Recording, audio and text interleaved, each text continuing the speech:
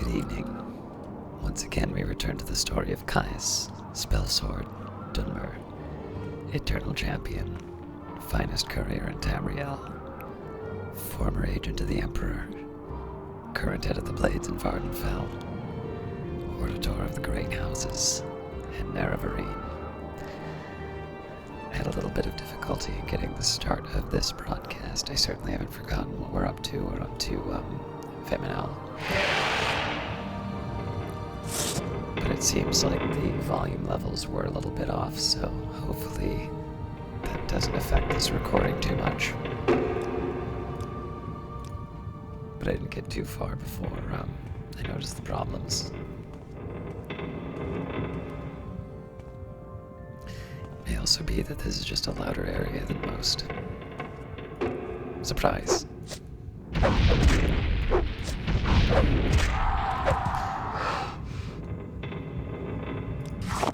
Now these folks unfortunately annoy me because of their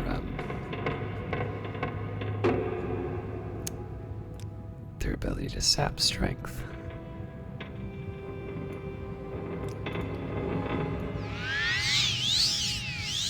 Fortunately, it's also a lot easier to deal with now.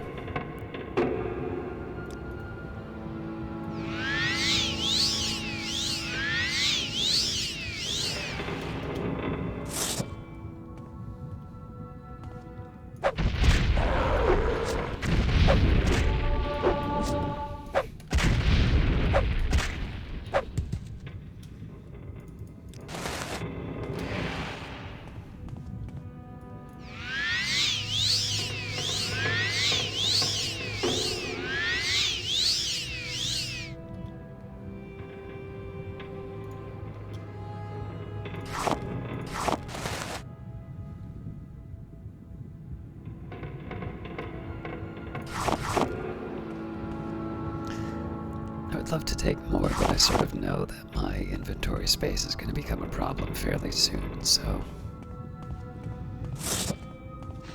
I will work with what I've got for now.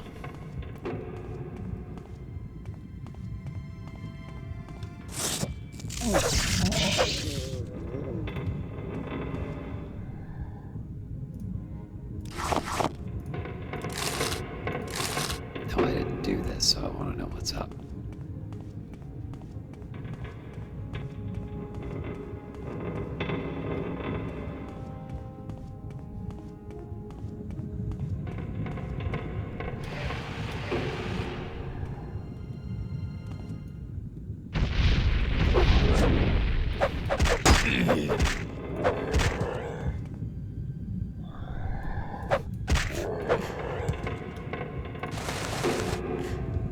Barehead forgot how to finish the job.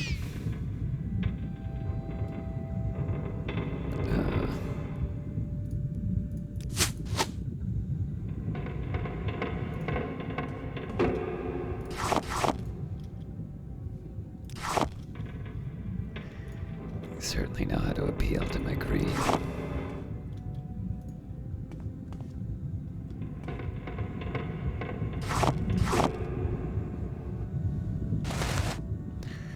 The real problem here is I'm just not sure when I'm going to be back to Belmora to drop off all the items that I get.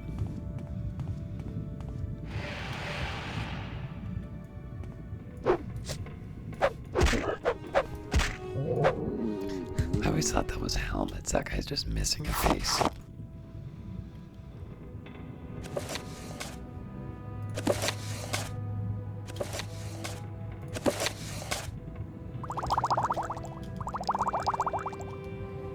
Alright.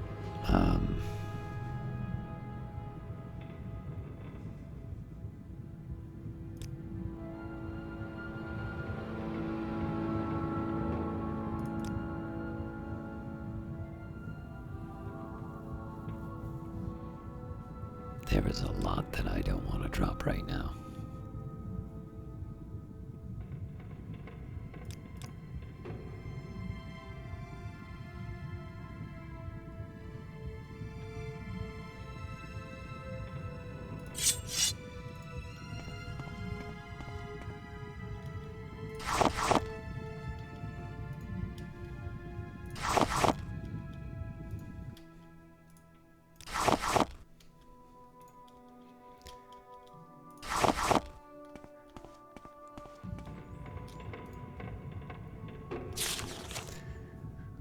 All cries are waking, the whitest white of all white, the blackest blacks of all blacks. Shame and sun and shadow, stronger than gods, brighter than mortals. Only he is awake, only he is alive. He knows the names and the naming, he knows the weight and the waiting.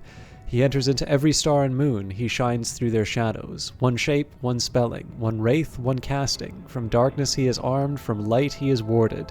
He is all things, Drake, Lich, Theoman.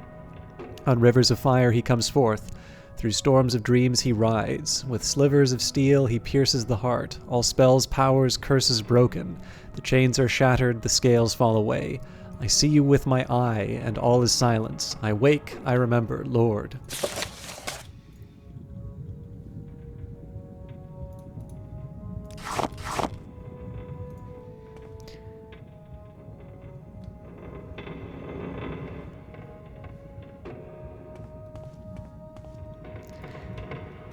If I had a full set of alchemy implements, I would free up some space that way, but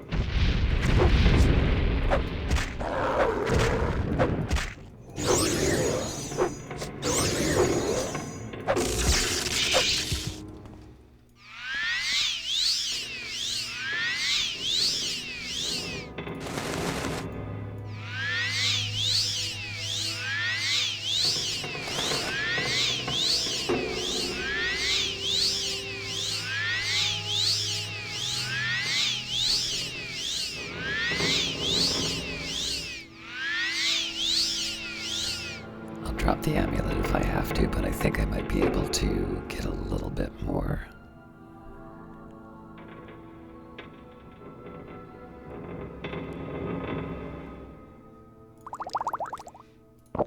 Yep. Maybe I'll get a little more mileage out of this.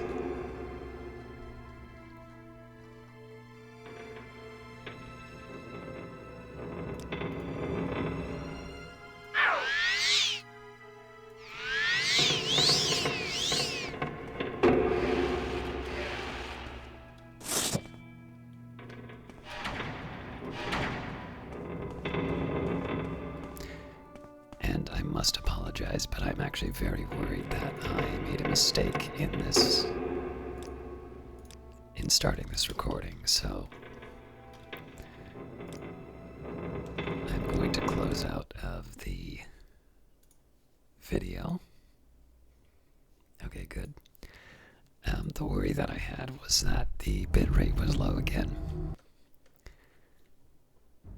That was not the case. Unfortunately, the mod doesn't let me tab out, so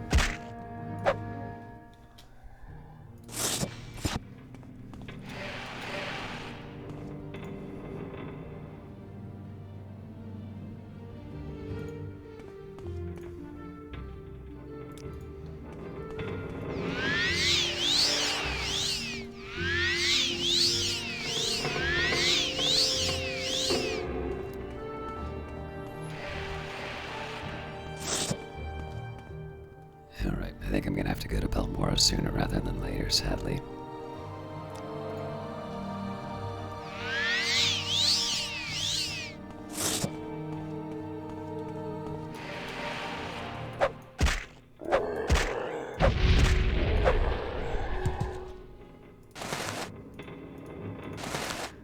But we'll make the most of the trip.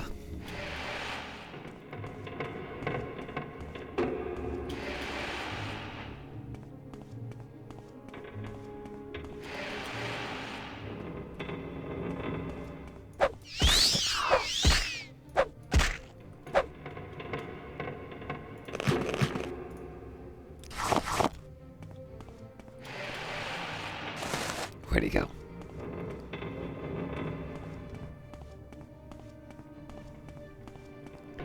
He knows I'm on a tight time schedule.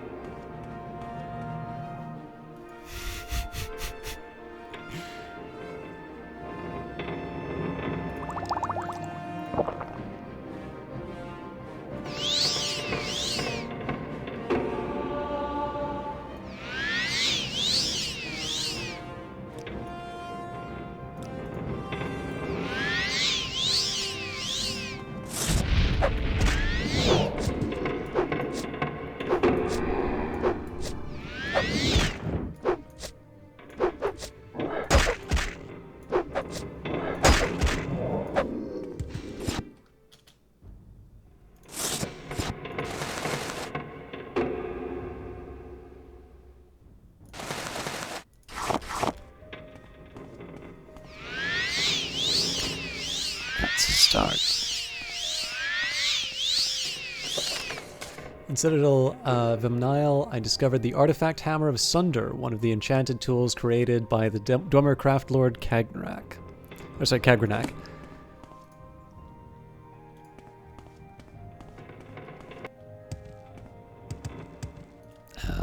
Let's review this plan again.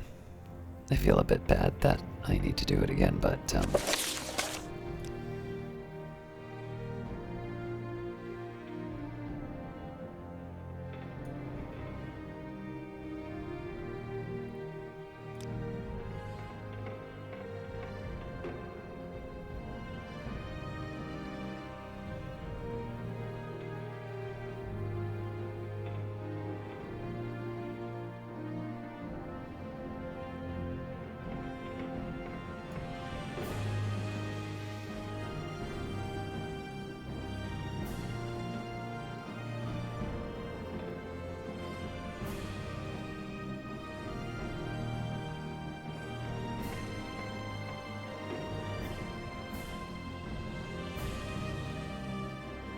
I think it was Sunder once, and then you use the other,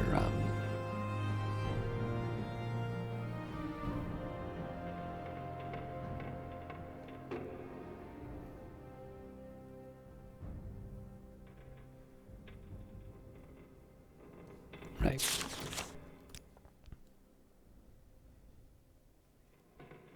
$10.70, you say?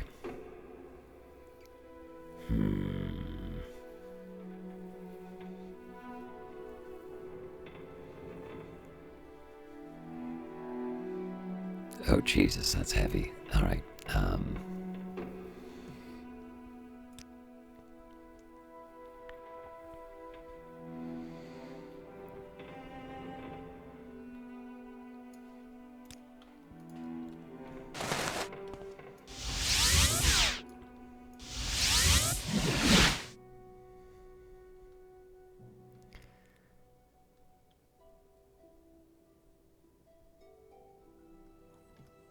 Let's try and lighten things up a little.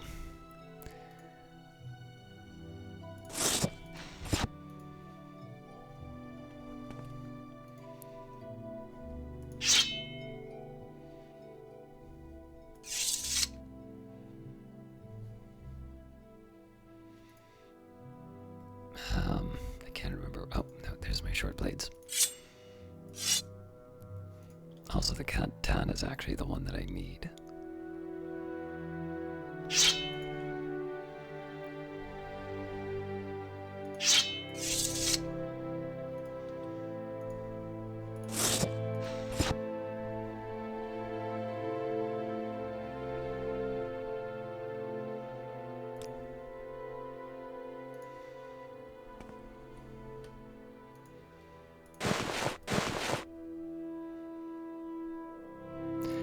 Given the weight of Wraithguard and how I won't need it for until the final moments, well, hang on. We'll put that over on the table with a rest.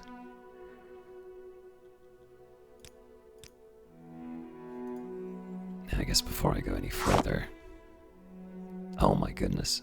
This is the Masters, not the Grandmasters. I should have taken the better tools. Oh, no point in stressing out about it.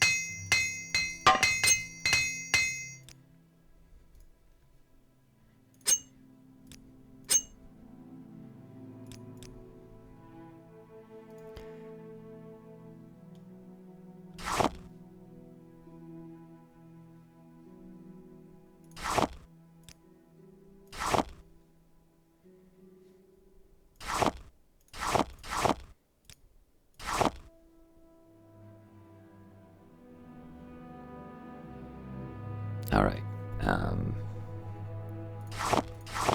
let's just do it the way that we normally do. I don't have any Comberry, but I figure at this point I can combine the Daedra Hearts with, the, Void Salts.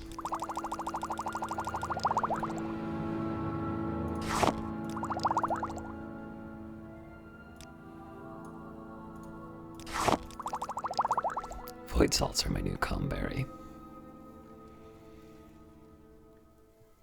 Oh, I forgot that I had raw ebony and raw glass. Unfortunately, I don't have the spare weight to run around with this.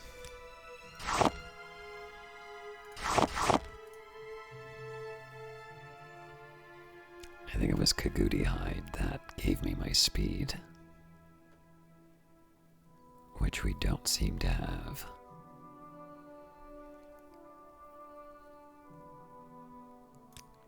I also only have 3 vampire dust, so we will set that aside.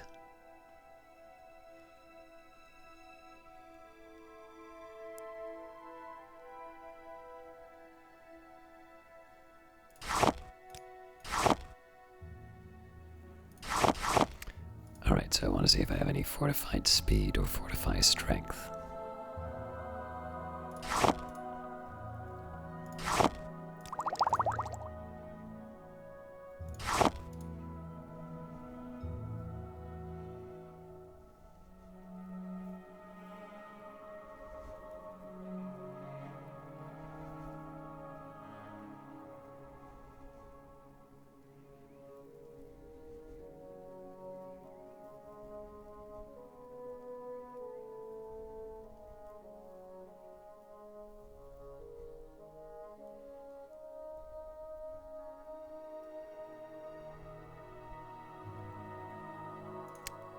Did not realize Shock Risen did that. I've been sitting on that for a while. Alright.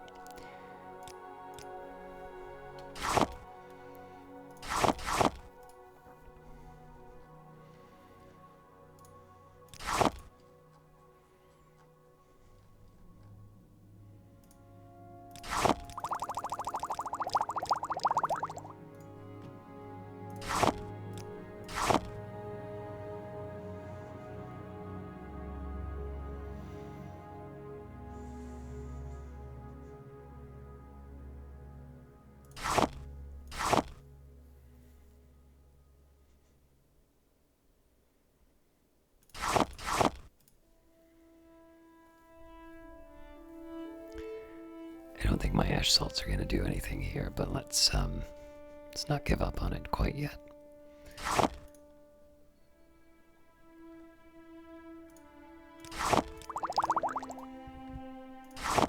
It's only one thing I use crushed fiber for.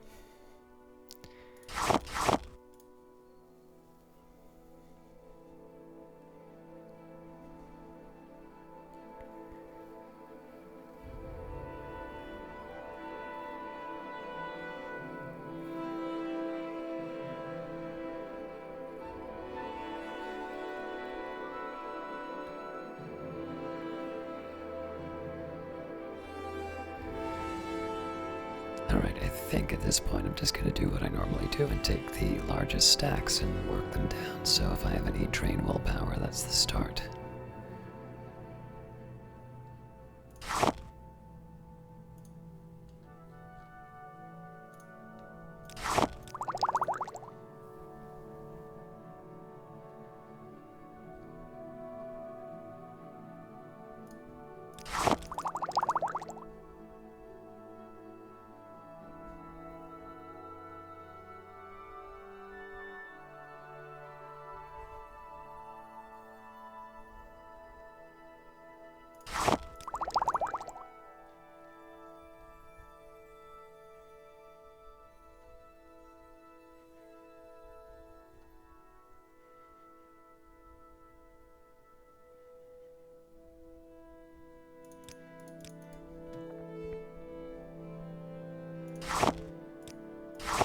So I know that I have the small Kwama egg, but we do have a few things that'll restore fatigue already, so I can hang on to that for a bit.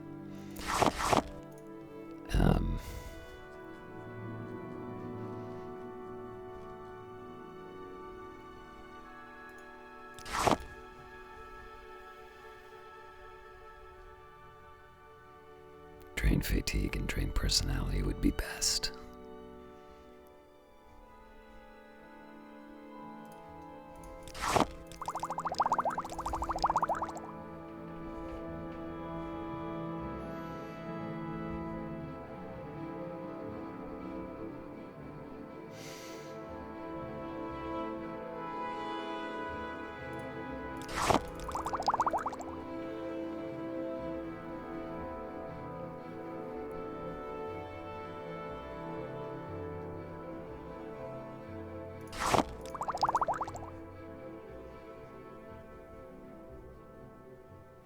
Drain personality is a slightly higher priority just because there's so few things that can do it.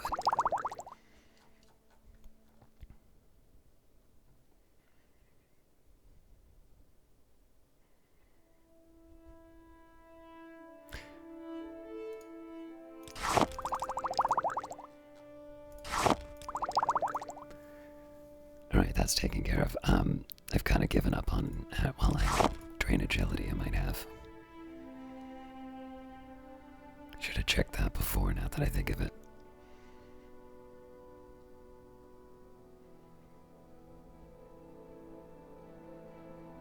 I'm pretending I don't have these in my inventory. Alright, well if I did, I used it in something else.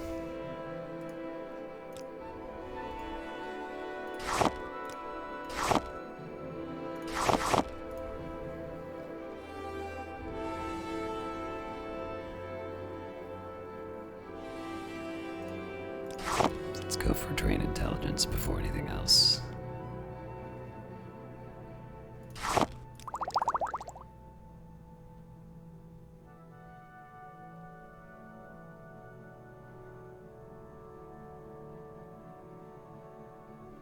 Right, and Workweed doesn't, yeah.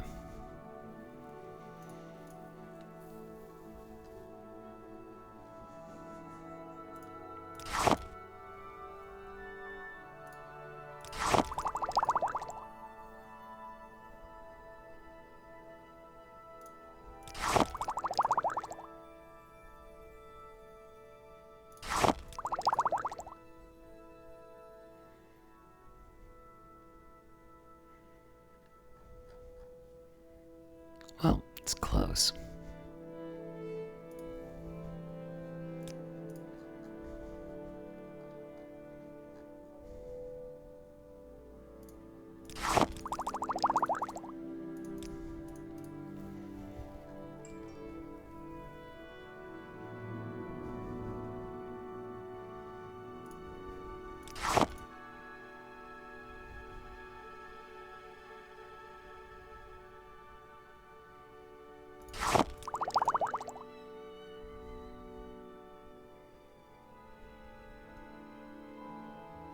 Alright, so this is as good as we're gonna get for the damaging.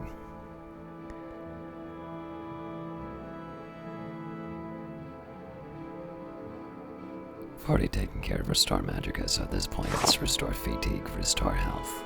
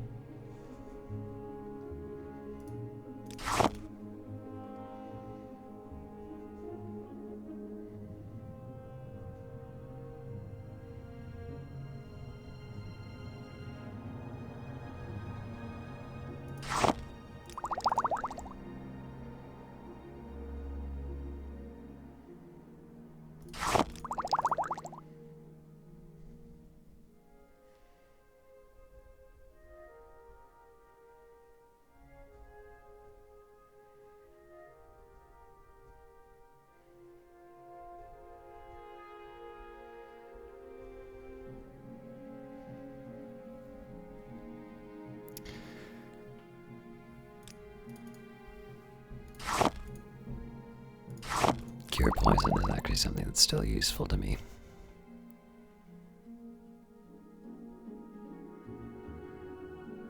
Alright, there might be a little bit more that I can eke out, but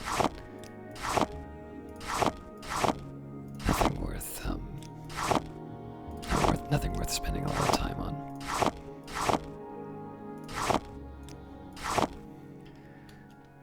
So if I get a chance, I will get those other alchemy implements from the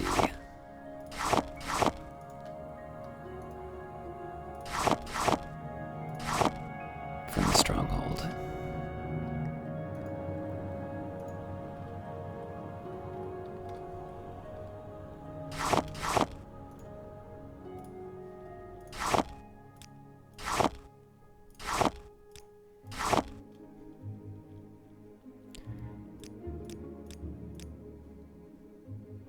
Alright, weight-wise we're doing much better.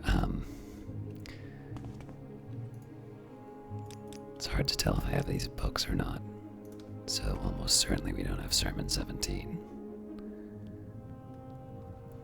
I will order these properly one day.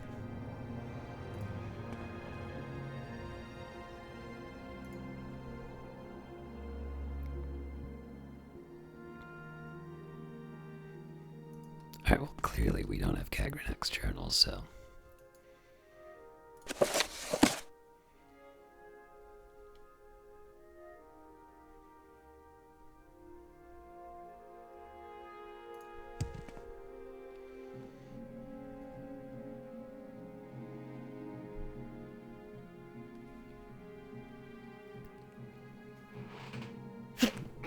Excuse me.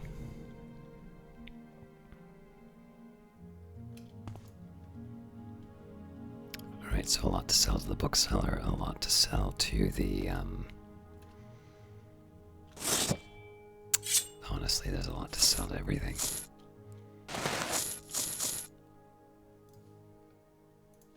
Alright, I know I'm not going to be able to sell all of this, but if I can...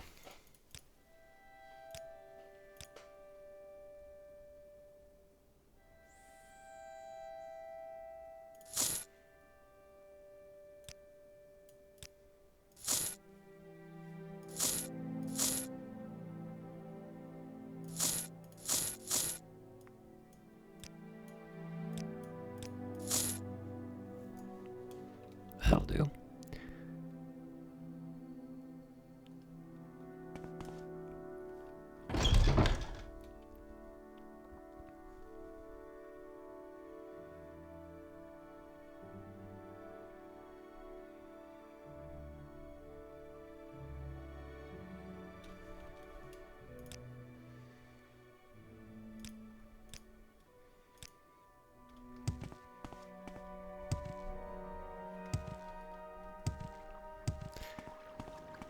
So this is the one real drawback with my plan, is that if I load up on stuff, it does take a while to get back to the locations I was before. There are other ways that I can handle fast travel, but I really do like the idea of Recall bringing me home. So, knowing what we do.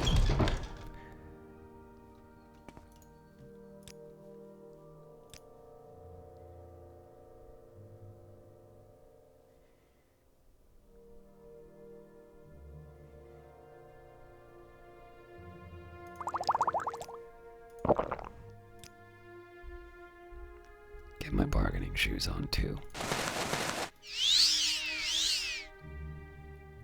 Hello, friend. I'm Nelkyra of Whitehaven. Welcome to Balmora. If you have questions, I'll be happy to answer it. Or try anyway. And if it's just a little advice you'd like, that's fine too. Let's make a deal.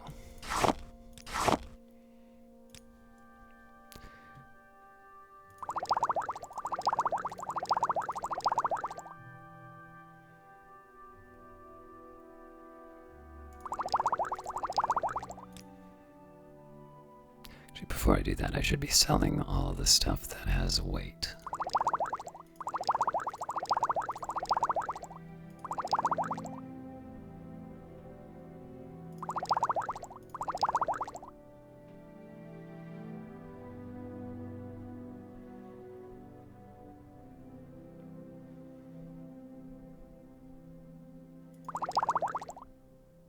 There's a couple of the trap restore fatigues in here that I gotta get rid of.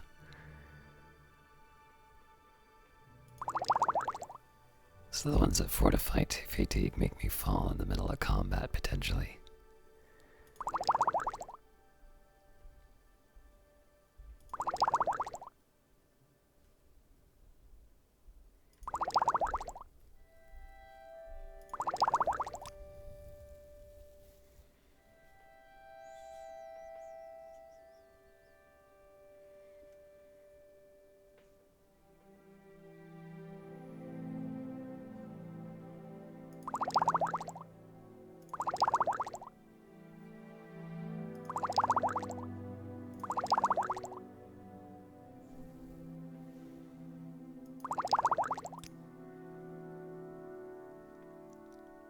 Alright, now I'm on to the standard stuff that I sell. So let's take a minute here and see.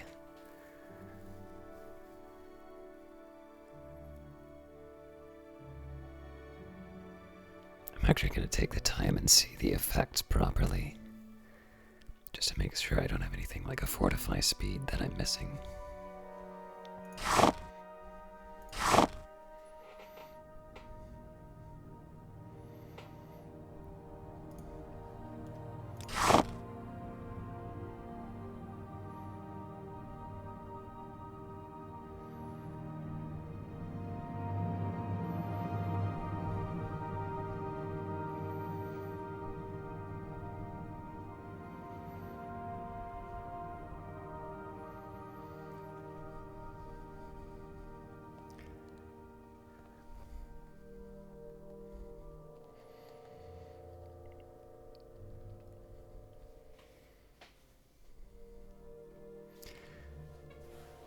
Technically I could make something of the trauma root, but I don't really need it.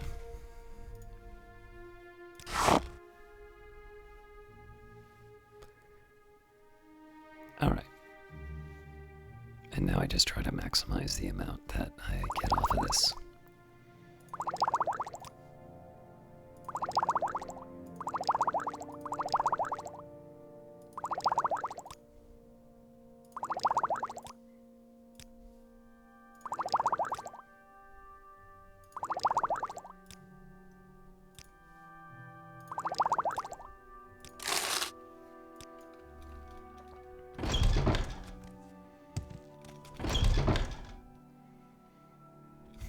Just got a bunch more 6th house amulets, so we already know,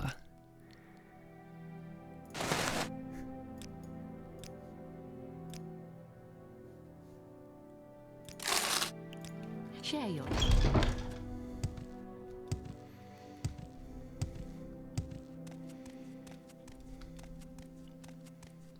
technically we saw those at a loss, but I don't have any other person to buy them, so... Ah, you bring good food.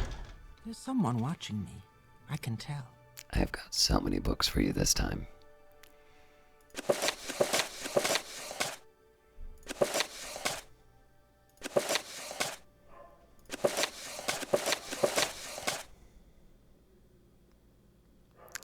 I don't know if I have a copy of Silence.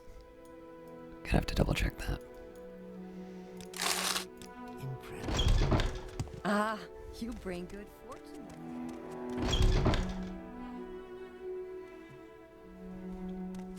Welcome, friend. The day is yours. What shall we talk about?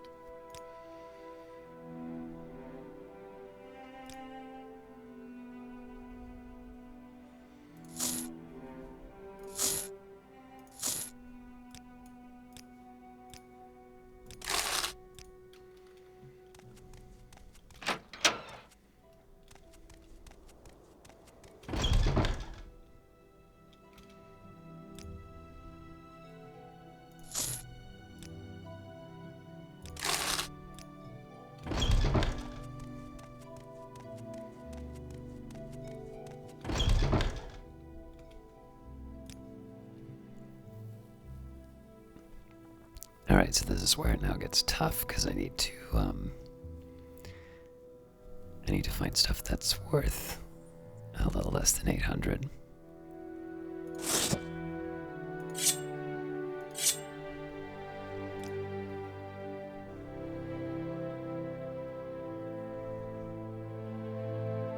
It's not a bad start, though. I'm assuming they're not gonna... Yeah, that was a little optimistic.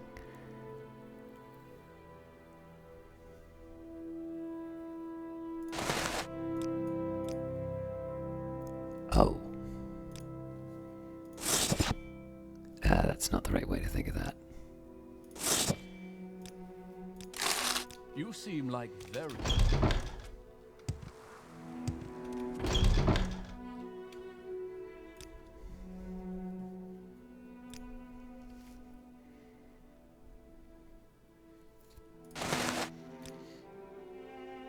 Yeah, I'm giving up too much doing that.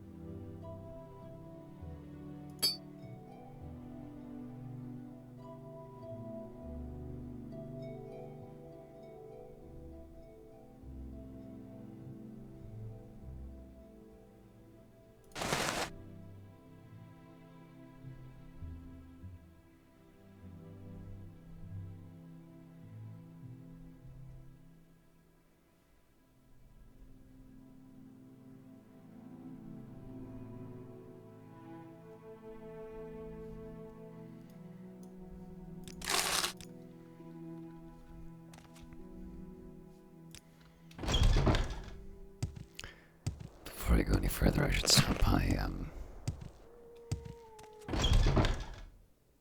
the Mages Guild and pick up any other materials I might need. You're in good company, friend. Welcome. Welcome, friend. The day is yours. What shall we talk about? Alright, Ajiro, what have you got for me? So, yeah, the moon sugar might actually be something I want to pick up in future, but...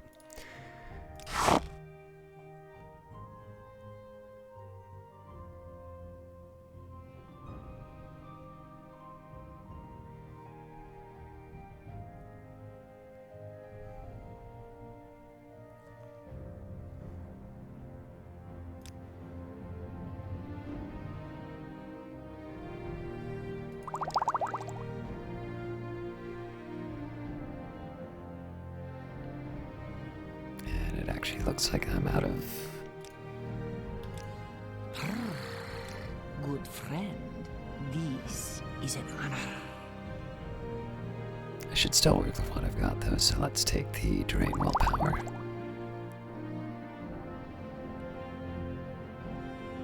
Just take a minute here to make sure I don't have anything that I want to get rid of otherwise.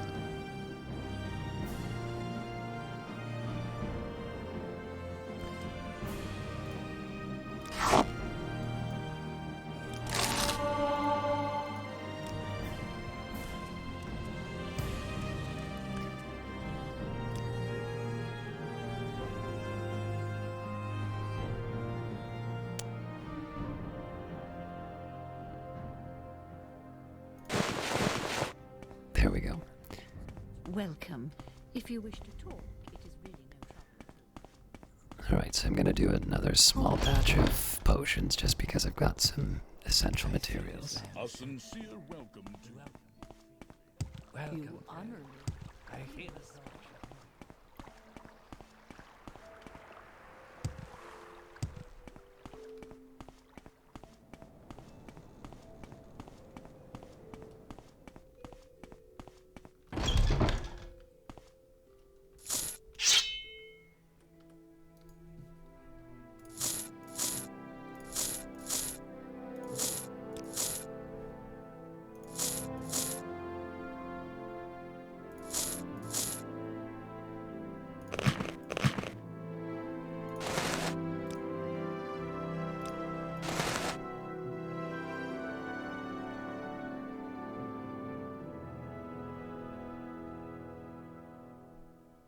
really do need to drop some of these at some point.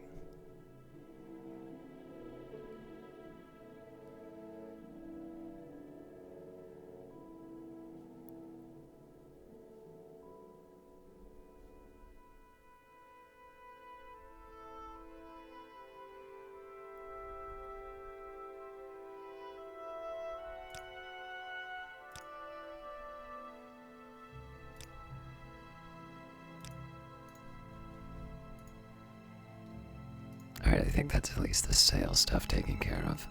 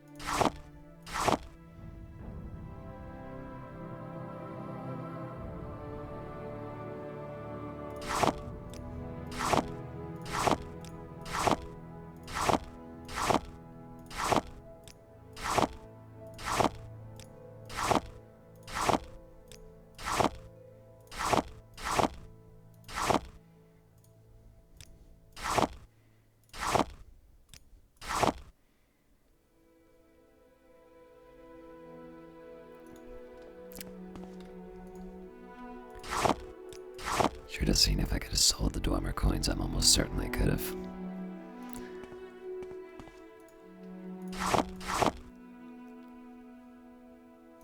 And silence.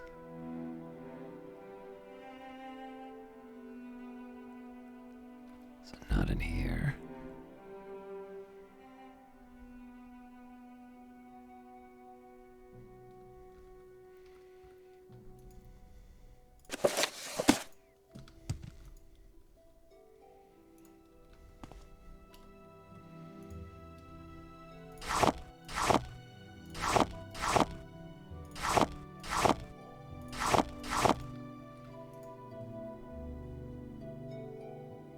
Forgot to sell Darkest Darkness.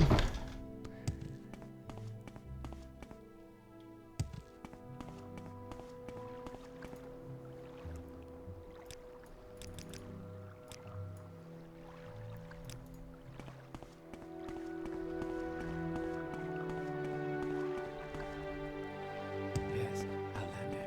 How do you do?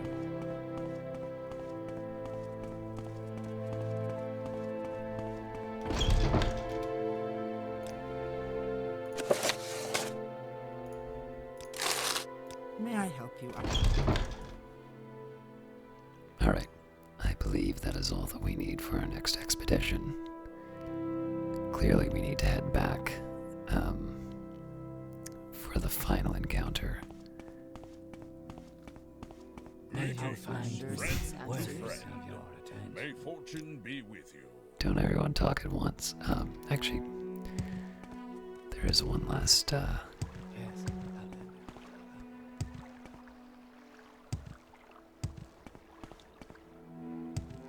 I want to be a little careful about this because in theory I'd like to hang on to all of the things that represent me as the role that I have, but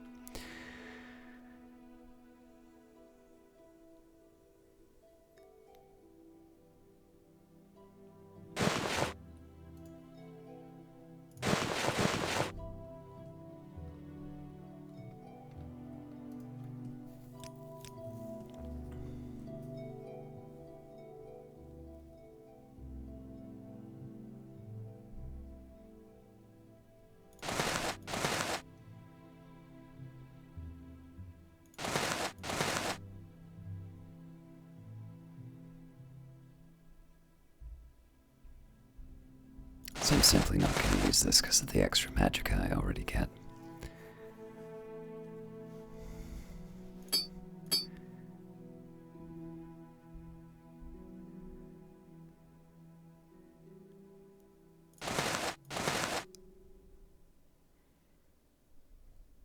These I might use.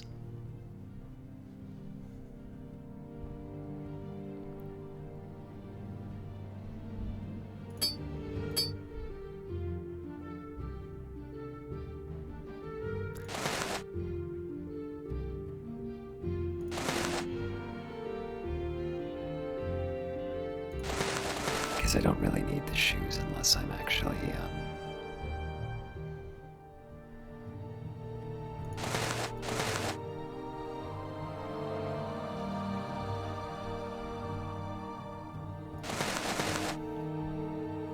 So the shoes I don't really need until, I'm buying and selling, which is most likely going to be in Balmora moving forward.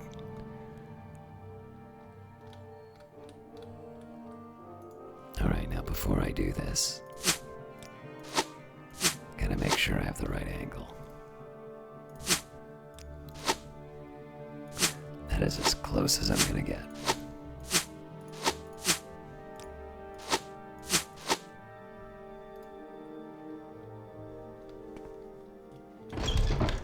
It's not quite where it needs to be, but on the other hand, it's beside the bone mold, which is already a little warped.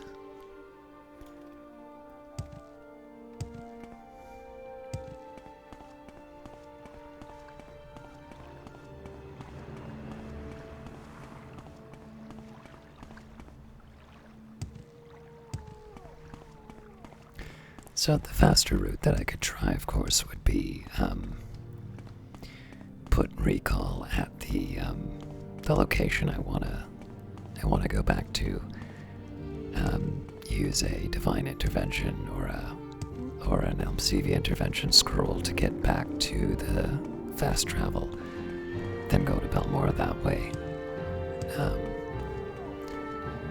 But I've kind of already done it the one way.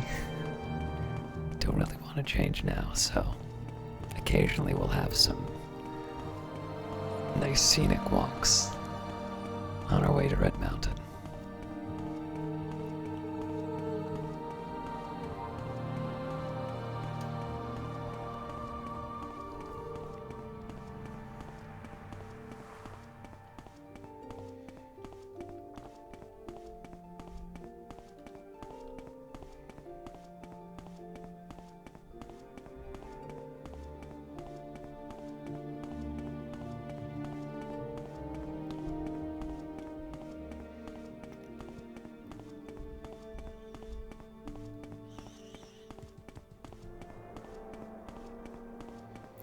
So I'm going to do something a little bit different on this approach. I'm actually going to try to go back to the location I was before just so I can get those better alchemical instruments. If it doesn't turn out, I'm not going to be too upset, but I was going to try and investigate that area afterwards.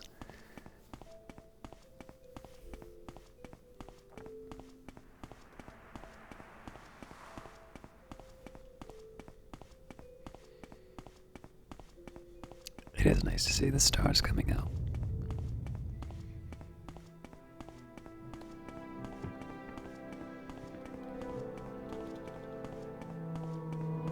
It's even nicer that I don't see any, no. There they are.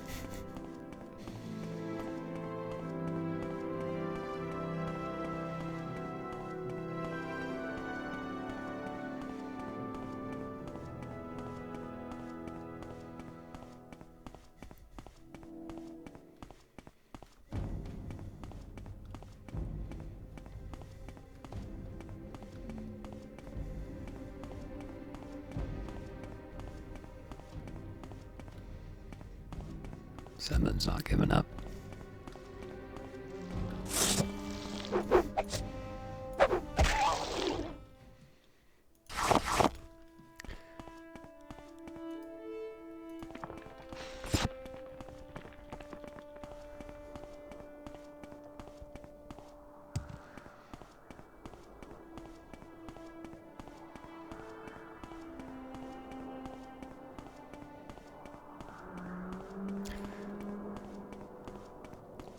So I suppose in the worst case scenario, not including this trip, there's really only one more that needs to go back to Balmora, which would be after we get the second artifact. It may wind up being more than that, just because I have a penchant for looting, but we are reasonably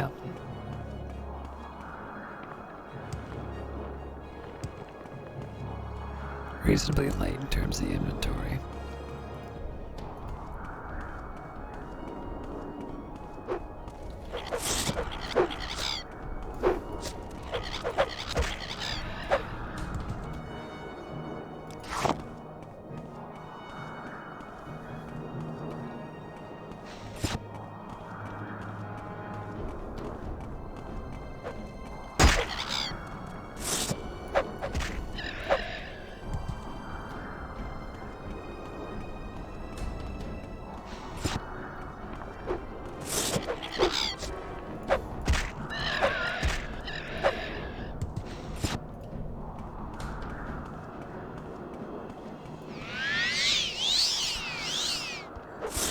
Out of nowhere.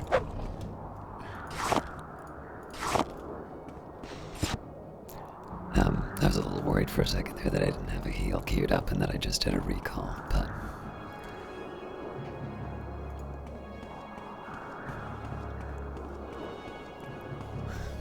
this journey worked out exactly as we were planning. Arriving to the Ghost Gate in the middle of the night. What could possibly go wrong?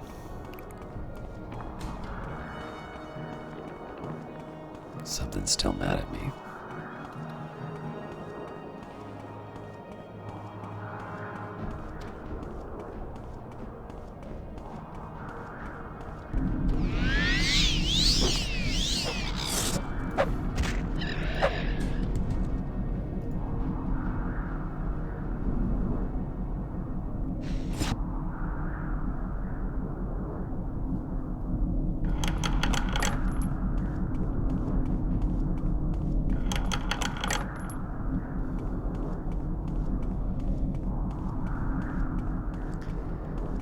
Alright, back to it then.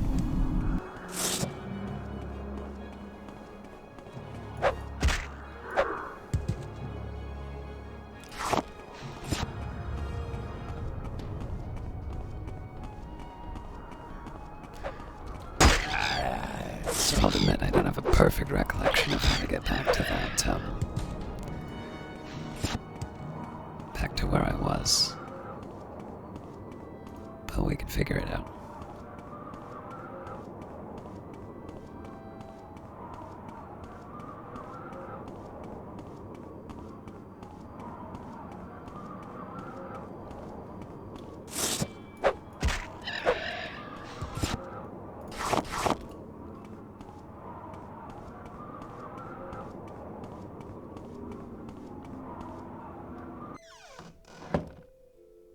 Right.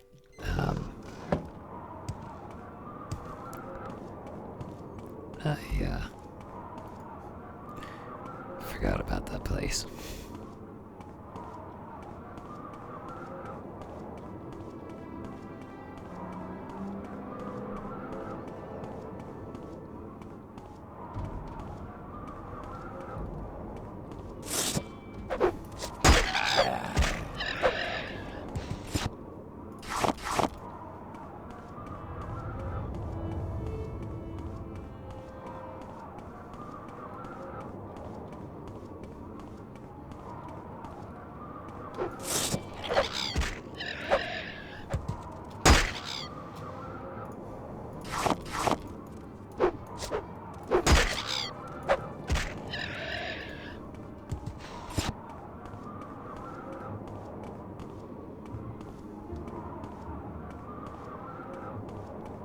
know what I'm really trying to remember? I know there was a bridge that I crossed. Well, a couple of bridges. I'm just trying to remember exactly how I got on that path.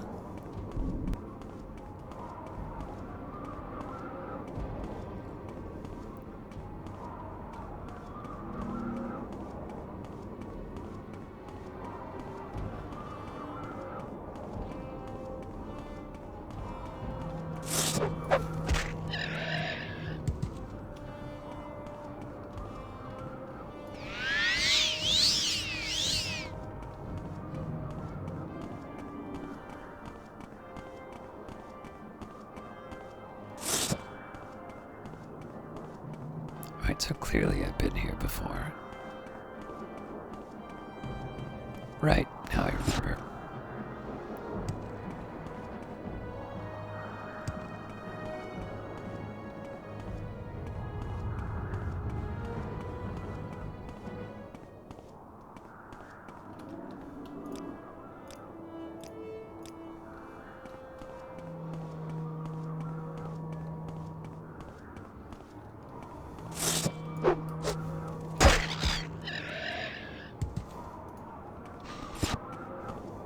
Most fearsome of Dagoth-Ur's servants.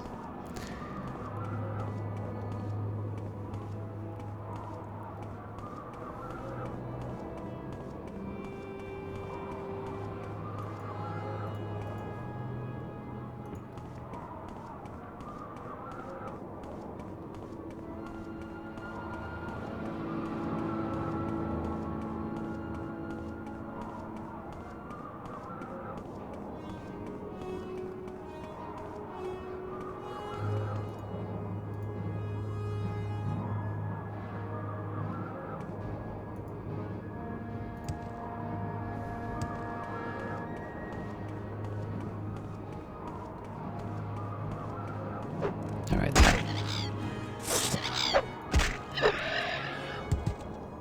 that weirds me out just a little bit. Oh, that's right. I went all the way through this too.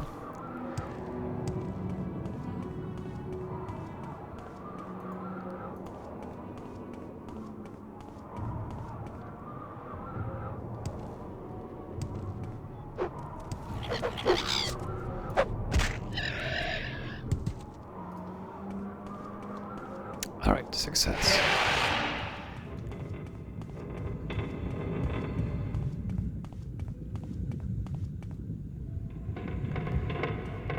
Now, technically, there's some other things I can pick up here, but content to leave it at most. Okay, 1, 2. Would be wonderful if there was a mortal and pestle and an alembic. Wait a minute, I think I've got the alembic. Yeah, so we got the calcinator, the alembic.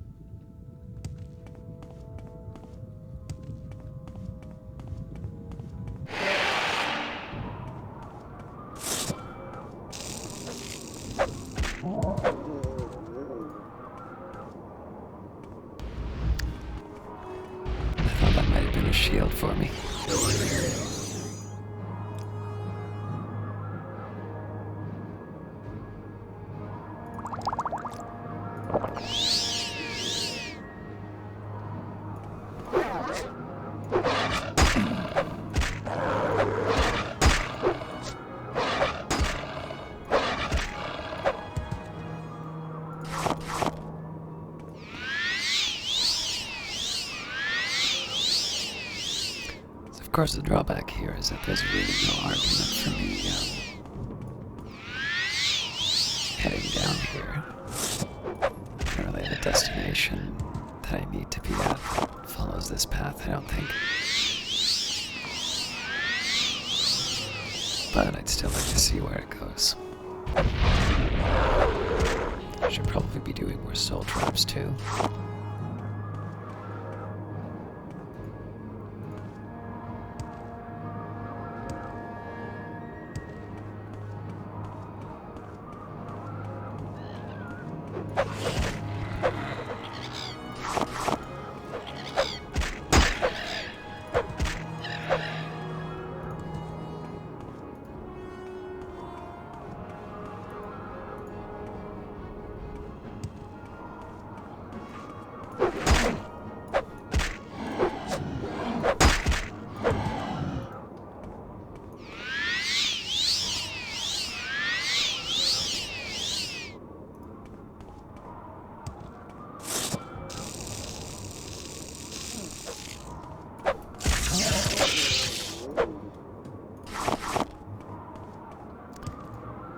I'm keeping that bridge in mind. I just wanted to see,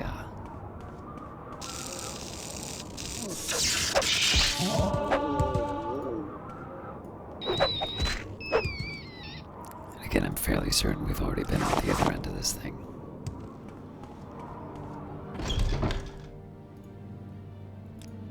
Shows what I know.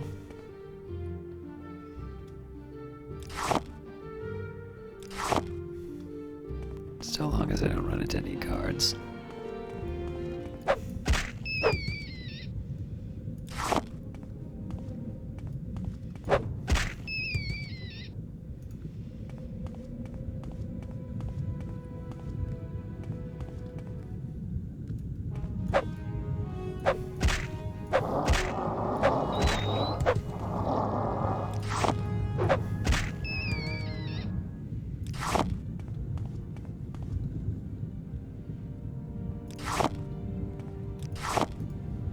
So heavy.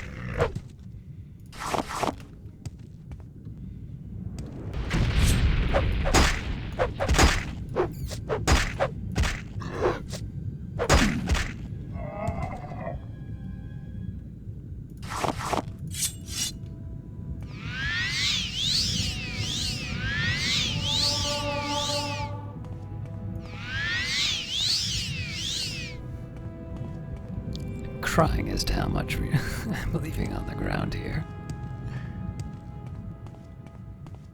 Then again, if I wanted to become an ebony miner, I didn't need to do a lot of things, so...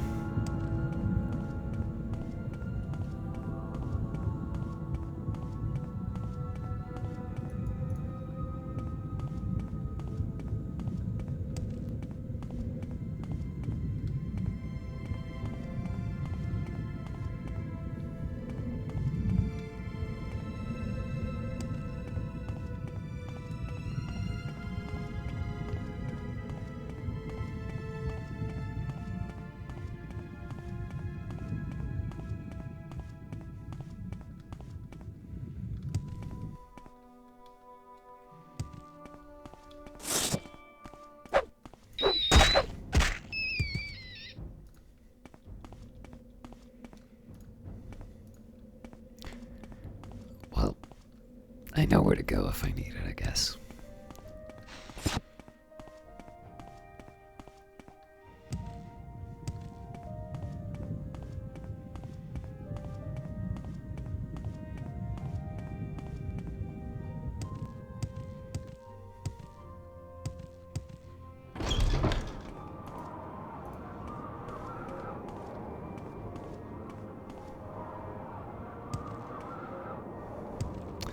Unfortunately, I have lost the plot a little bit on that bridge. I'm pretty sure it's that one. Yeah, that's where it is.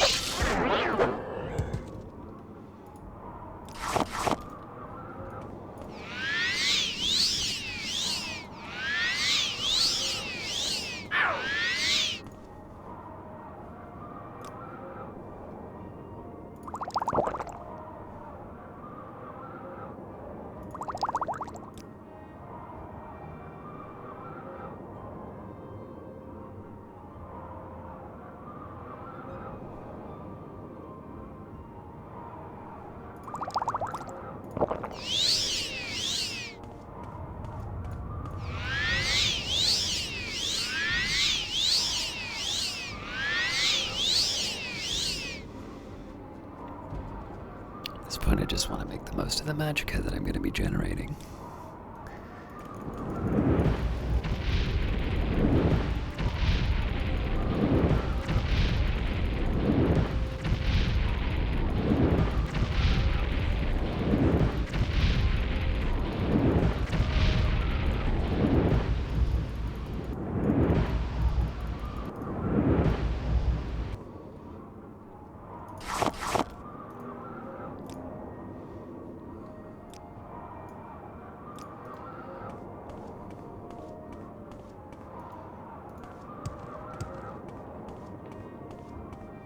So I have the option of going back to that bridge whenever I want, but I would like to see where this winds up going.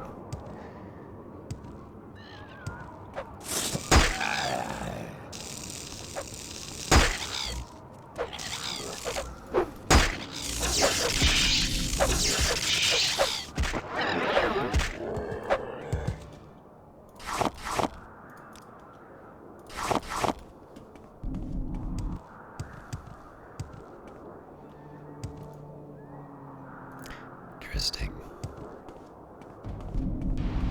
Definitely wasn't expecting that.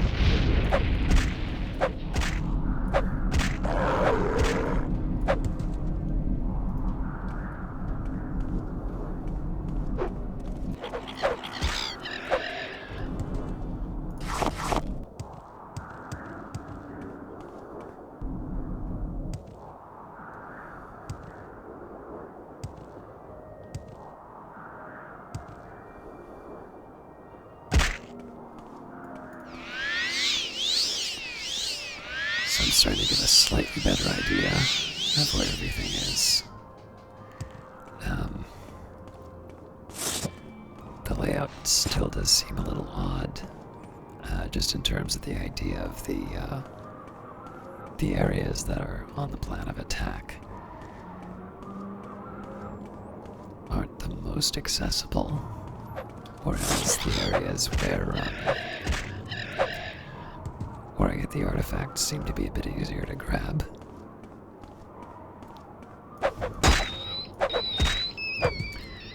But I'll sort of take them as I come. At this point, you know, the first stronghold that I run into that isn't the last one. I'm happy to visit.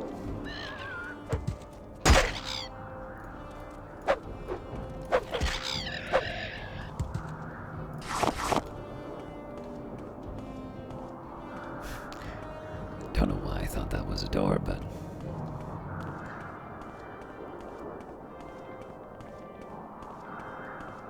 Alright, now that's curious.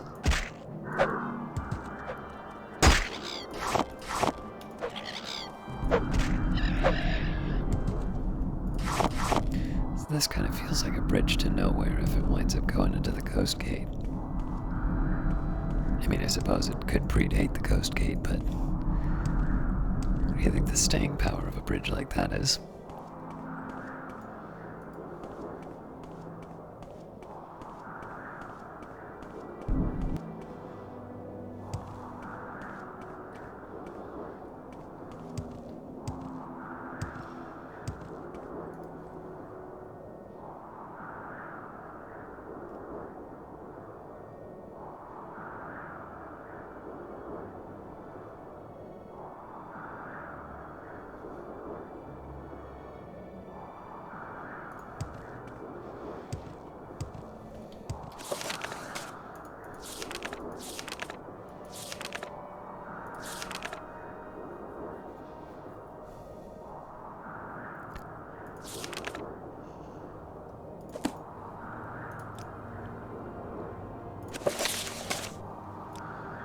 I hope I don't need to consult this during the fight. Alright, Odrazal it is, I guess.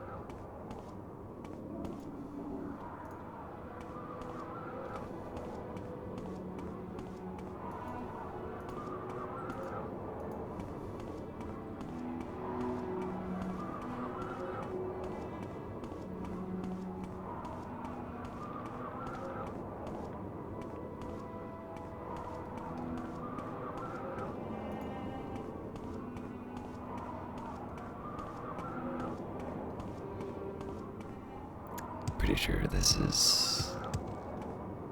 yeah.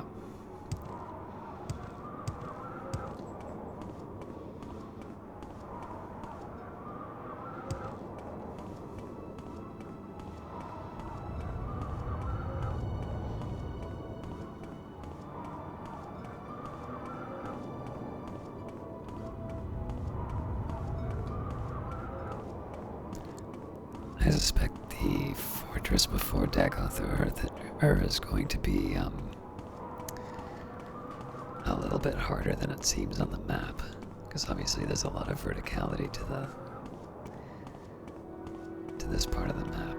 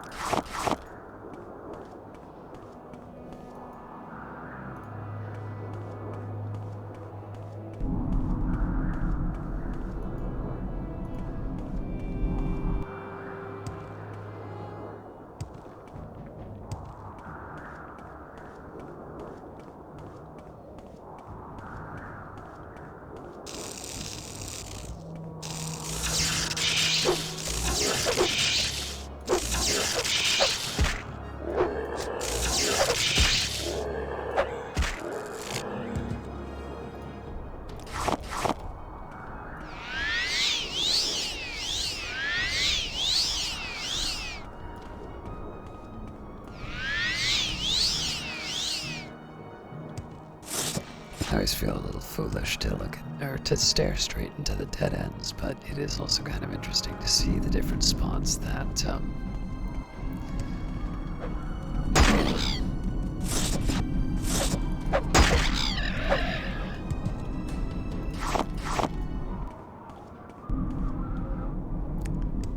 there is a side of me that wonders if I can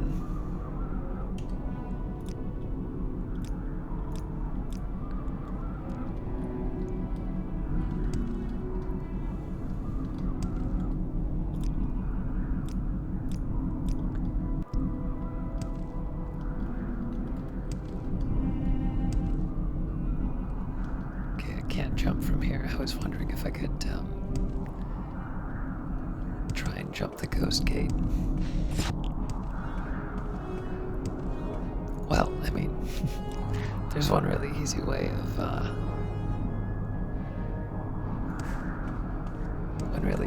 jumping the ghost gate, but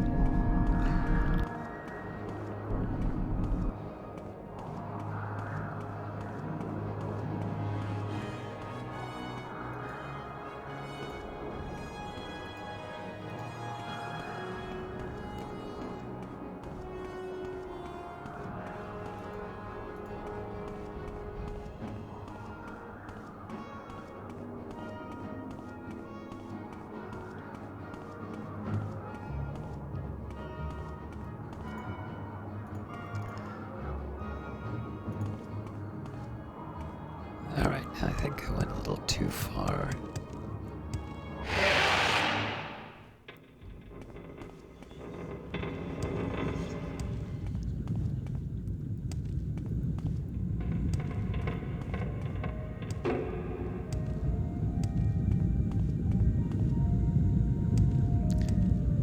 I'm mostly kind of interested to see if there's some alchemy tools in here.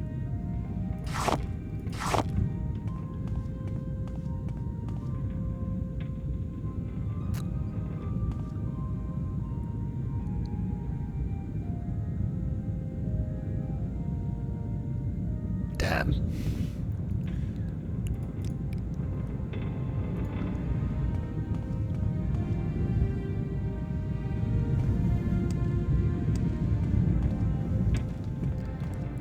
It's actually my chief motivator now for investigating these areas, knowing that they might have better alchemy equipment.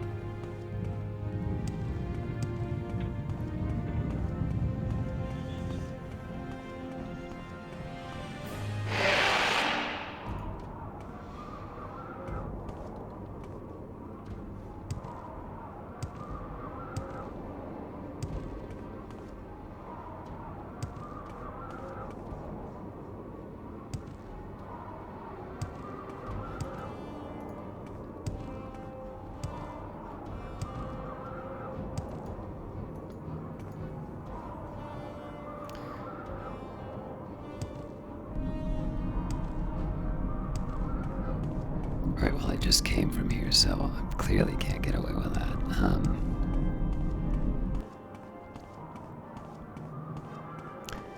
I guess we try the bridge again. Retrace our steps and take one of the other directions we didn't explore already. And then, of course, in the worst-case scenario, I always have levitate, but ideally we, oh wow, it's cleared up.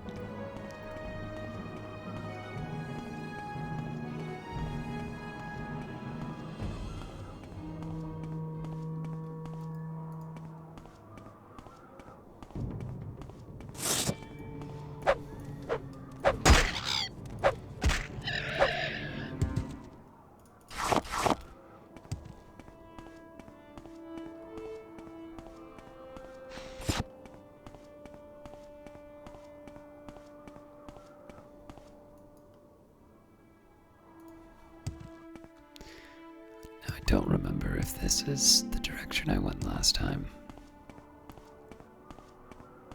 It looks like it because there's bodies. And I suppose the better question is, what do I think I'm going to accomplish by going in that direction as opposed to the other one?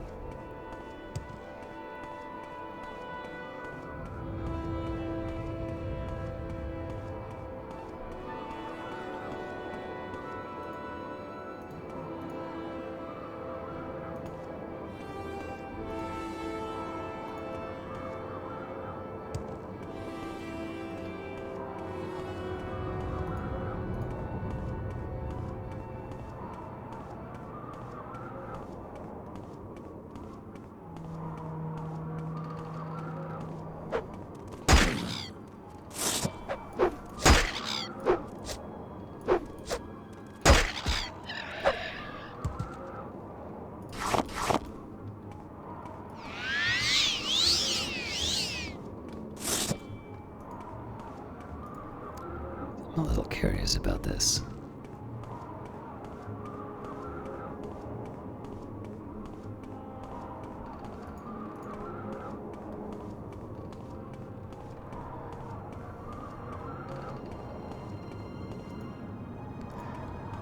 I think mostly because it seems like I've already been here. Oh, I think I see what's happened.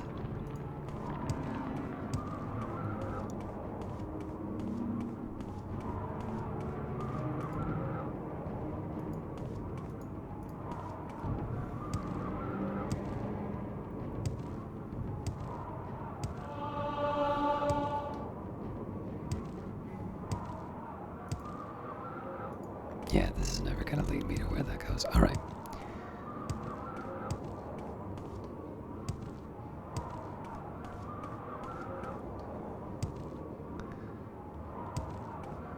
So knowing that... So yeah, what happens if I go on an adventure?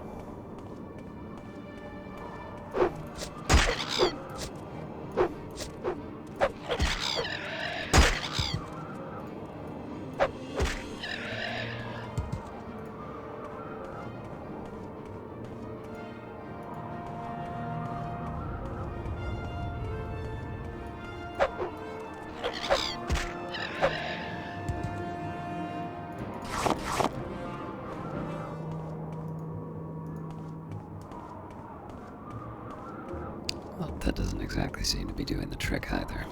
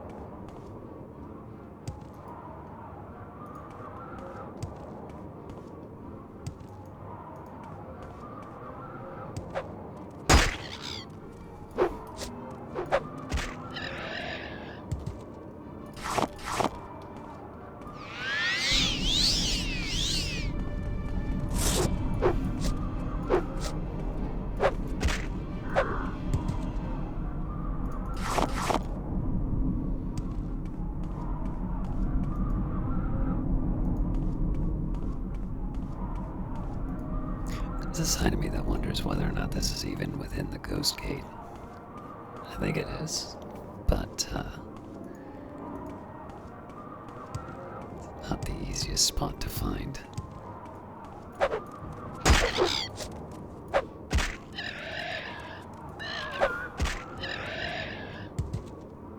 To be honest, part of this is just me hoping that I find the path to the objective doing this.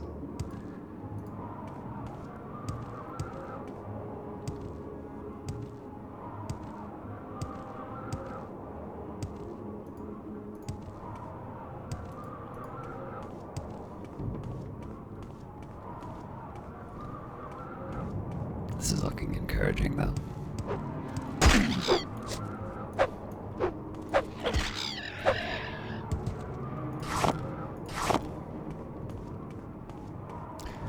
I suppose the scouts had a sense of humor in that they told me where everything was, but they didn't tell me how to get there.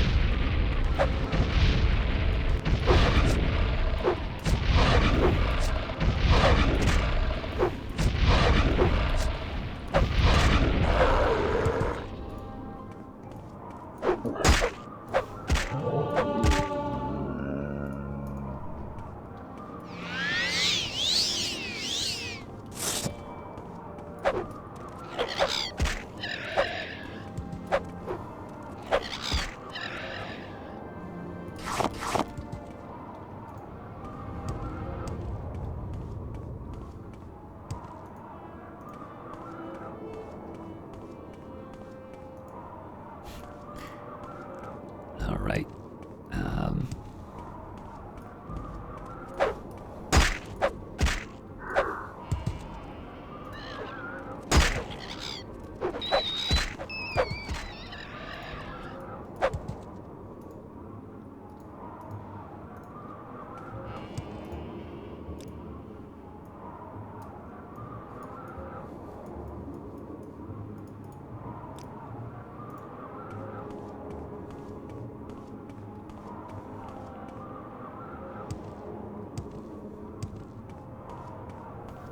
So presumably it's below me.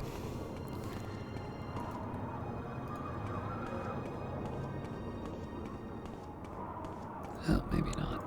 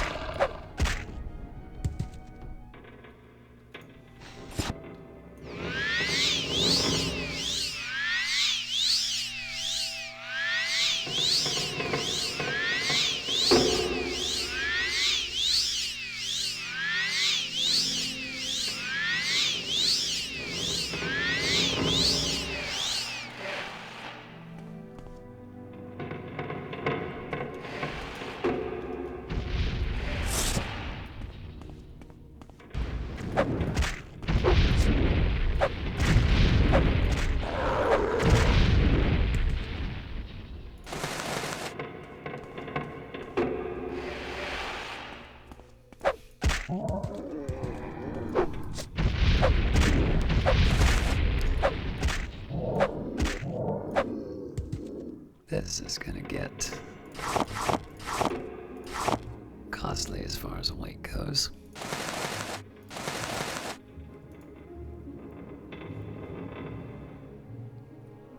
Although they did give me a slight favor in the sense that I need to use my magicka to restore my statuses.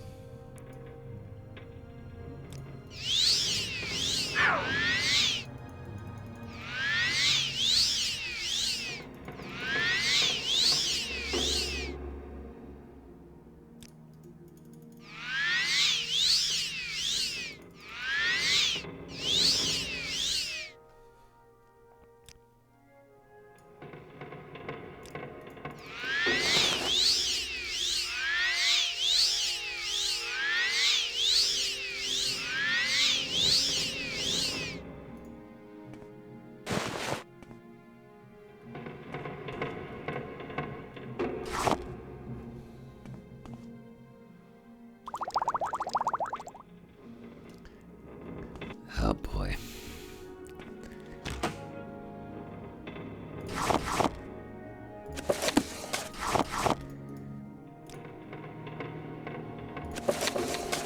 The contents of this handwritten journal are in an unfamiliar script and an unknown language. There are many complex diagrams heavily annotated with numbers and strange symbols. The title page, however, is clearly marked Ald Almeris Cagnarex Planbook.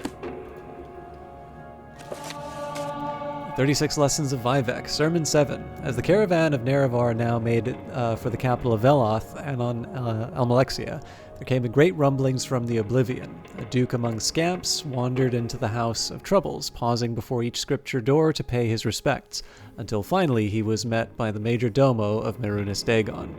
The Duke of Scamps said, "I was summoned by Lord Dagon, master of the foul waters and fire, and I have brought the penance of my 7 legions." The major domo, whose head was a bubble of foul water and fire, bowed low, so that the head of the Duke of Scamps became enclosed in his own. He saw the first pennant, which commanded a legion of grim warriors who could die at least twice. He saw the second pennant, which commanded a legion of winged bulls, and the Emperor of Color that rode upon each. He saw the third pennant, which commanded a legion of inverted gorgons, great snakes whose scales were the faces of men. He saw the fourth pennant, which commanded a legion of double-crossed lovers. He saw the fifth pennant, which commanded a legion of jumping wounds looking to hop onto a victim. He saw the sixth pennant, which commanded a legion of abridged planets. He saw the seventh pennant, which commanded a legion of armored winning moves. To To which the major domo said, Duke Kuata, your legions, while mighty, are not enough to destroy Nerevar or the Triune Way. Look upon the Hortator and see the wisdom he takes to wife. And they looked into the middle world and saw, evaporating in a throng of thunder, of red war and chitin men, where destinies take him further from our ways. The heat that we have wanted and pray they still remember, where destinies clothe the distance, glad in the golden east that we sought now. Instead of the war and repair of oblivious fracture, a curse upon the Hortator, and 2 more on his hands. And the Duke of Scamp saw the Psalms of the Hortator, upon which the egg had written these words of power.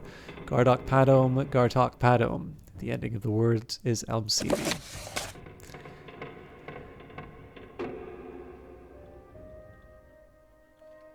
Alright. I'm clearly not going to be able to get through all of this in one sitting, so here's how I'm going to handle it.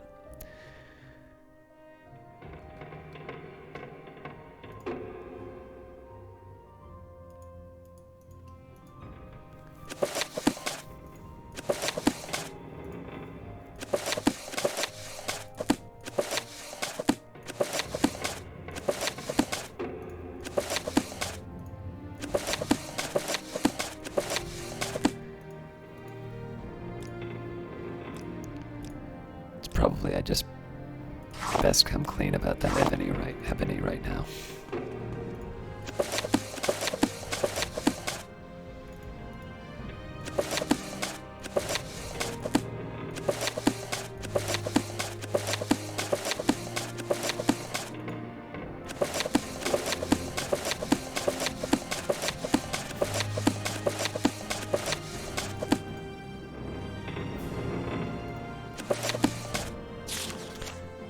Cries are waking, whitest white of all whites, blackest black of all... Wait, we've read this.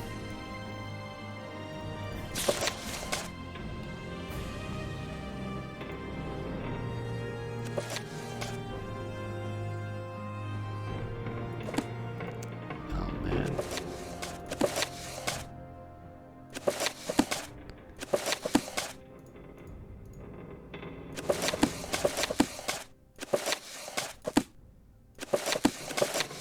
So it looks like apparently some of these will,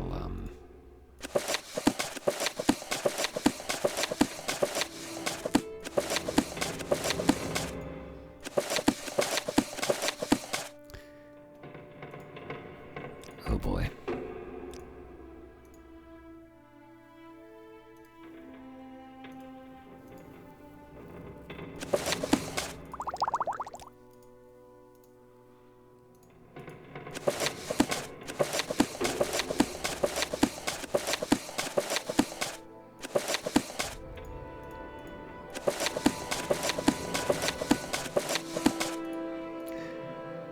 You know what?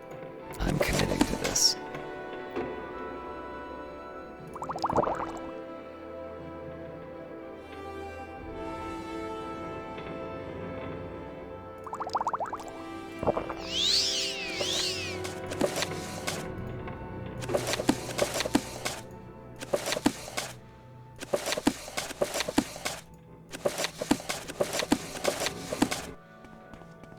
And I'm taking the ebony.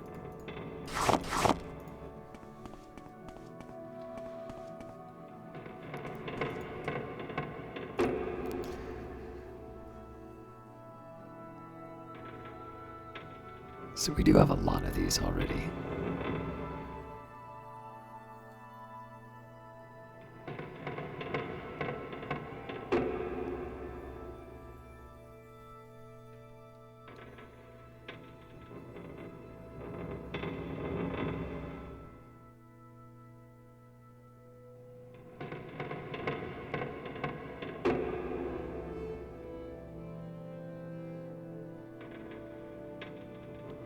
There was a journal somewhere.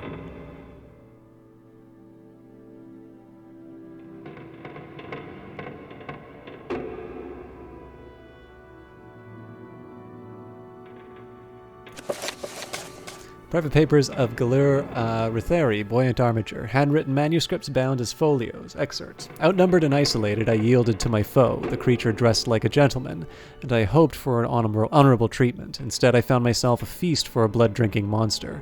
Shamed by my corruption and despairing of my own welfare, I passively acquiesced in my gradual integration into the affairs of Clan Unday.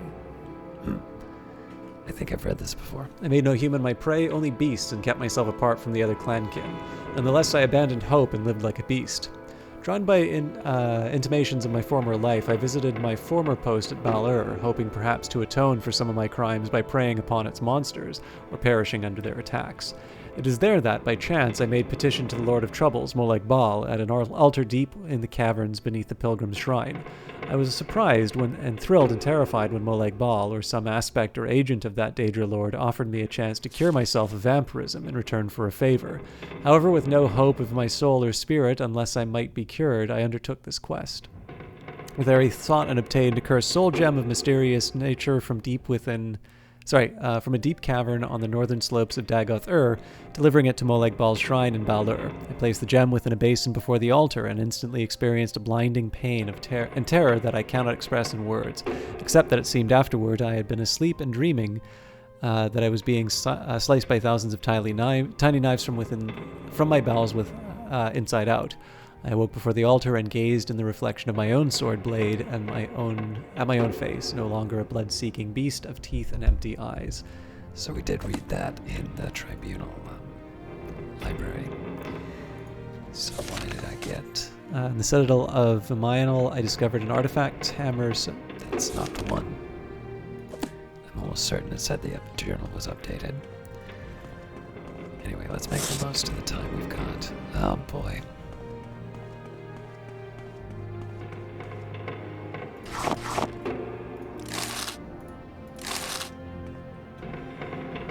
Alright.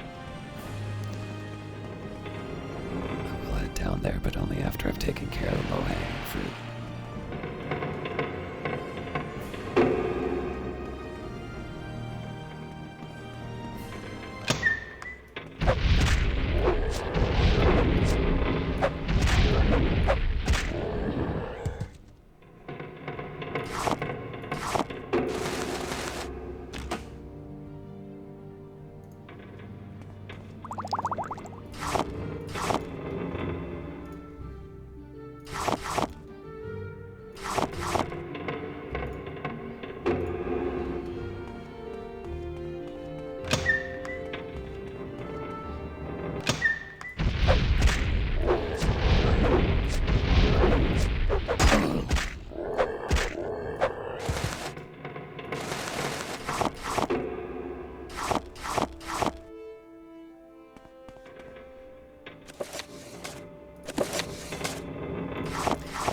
It's easier if I don't read any of the books and then deal with them at my leisure.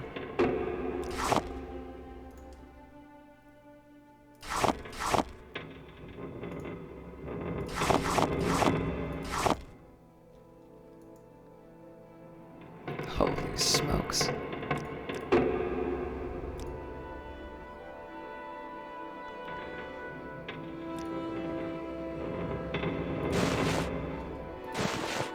I gotta make a decision at this point because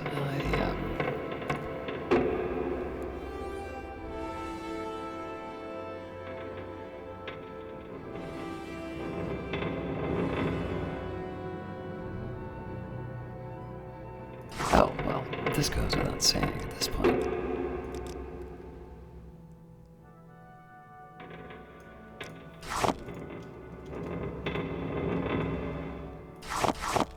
I didn't realize the enemy made that much.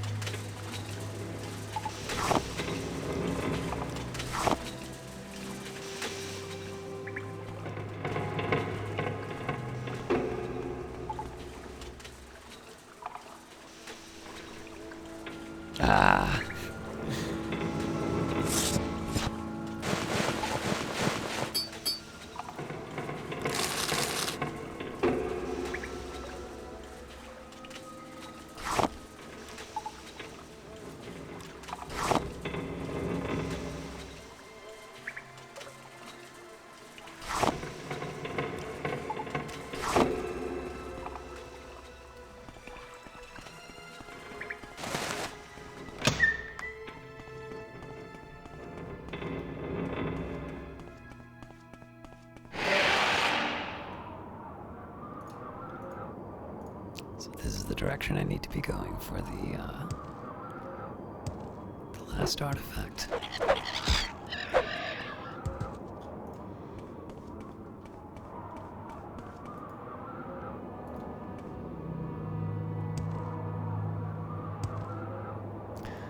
Although at this point I'm thinking maybe a recall might be in order.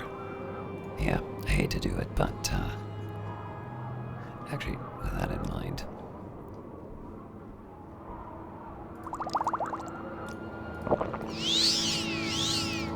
if I'm going to be doing a recall, I might as well head back and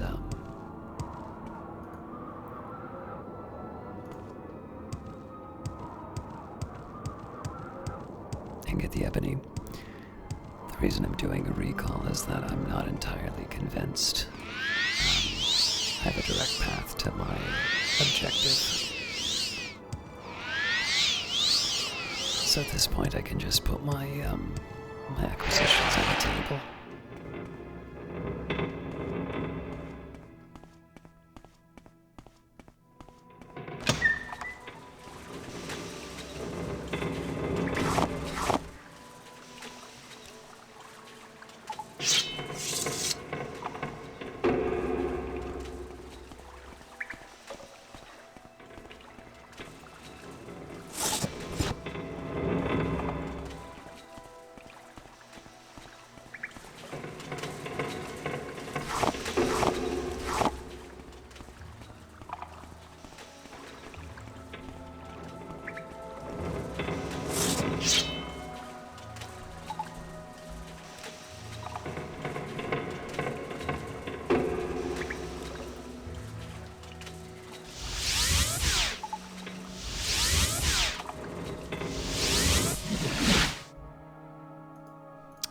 Alright, this is gonna get interesting.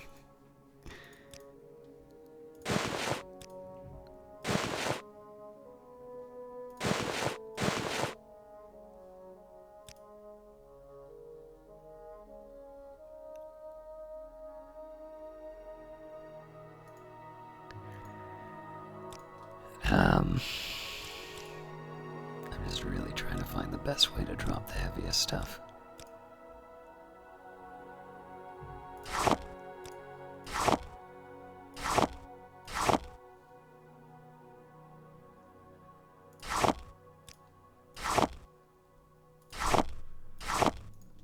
That'll buy me a little space. Oh God, where'd they go?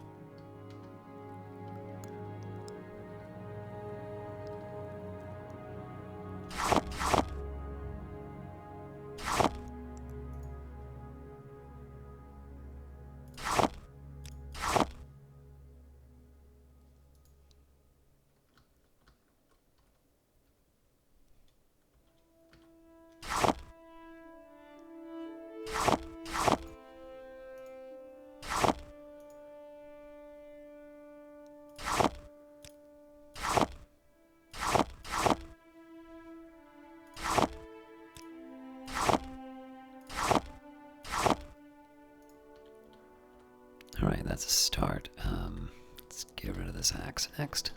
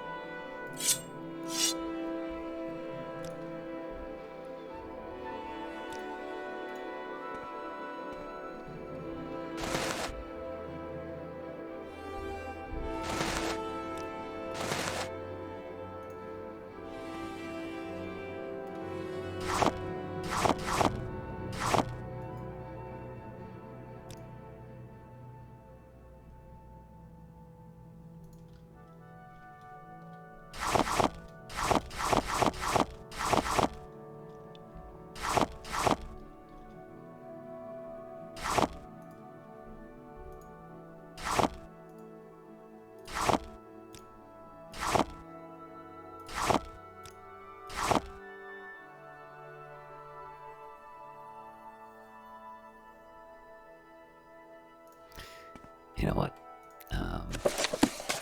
Oh, crap.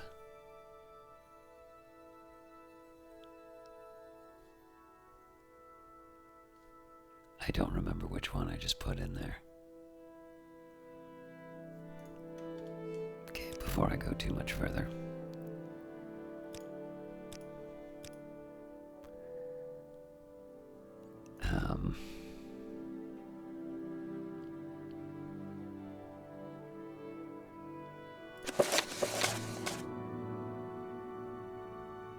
Okay, so we definitely read 7.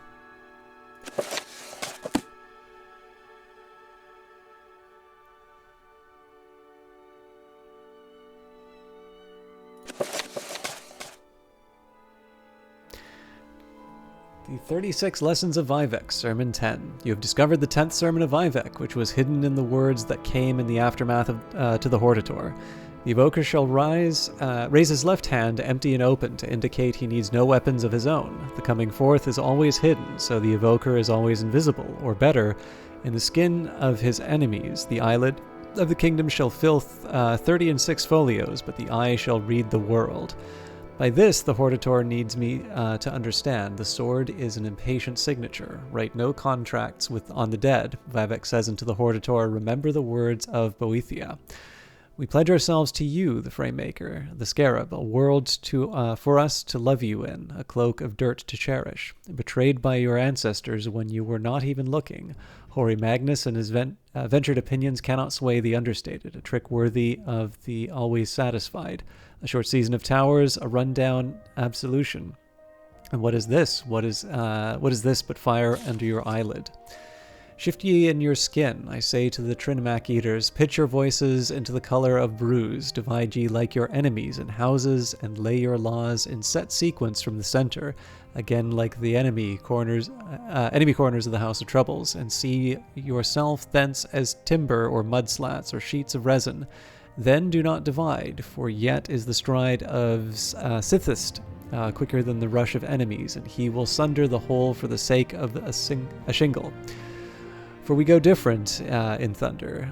Sithist is the start of all true houses, built against stasis and lazy slaves. Turn from your predilections, broken like phase maps. Move and move like this, quicken against false fathers.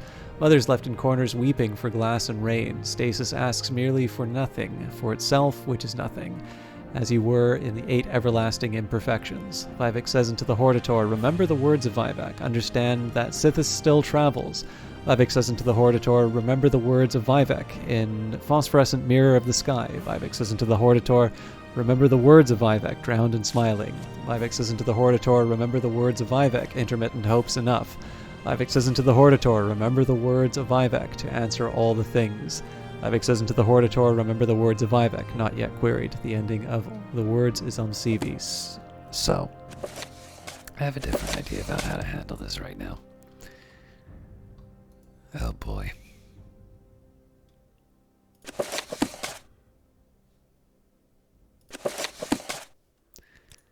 Let's just quaff another fortify strength and be done with it.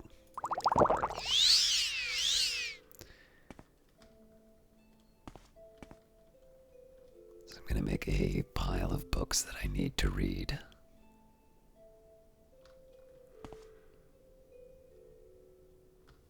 So we have the real Baron's Eye for sure. Oh, actually, first off.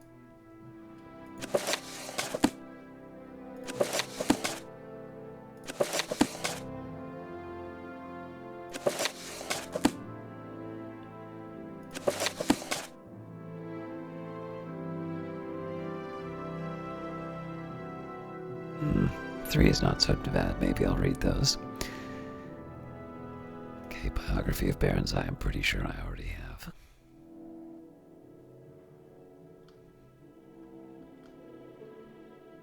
Yep.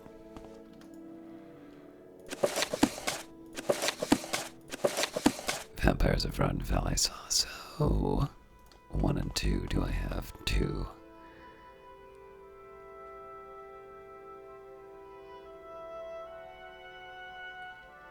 Yes.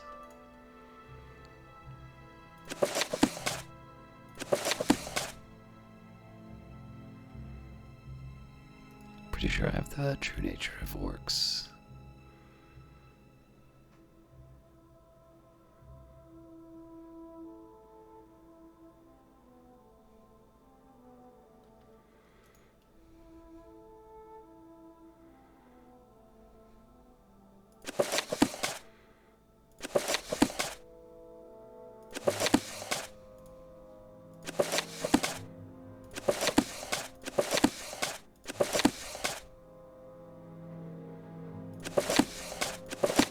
sure I have Pilgrim's Path, but let's just double check. Yep.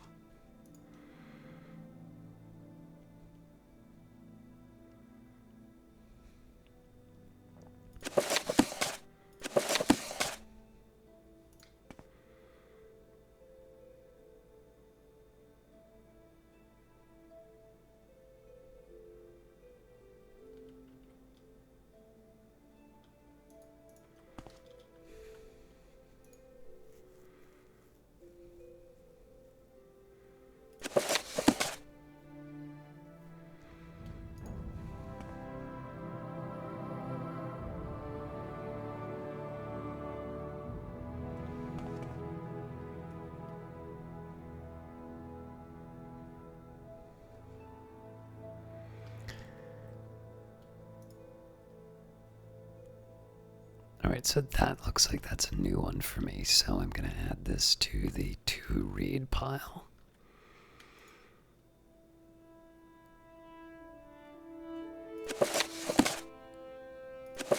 Pretty sure Bone is another one that I haven't done yet. Arcana Restored.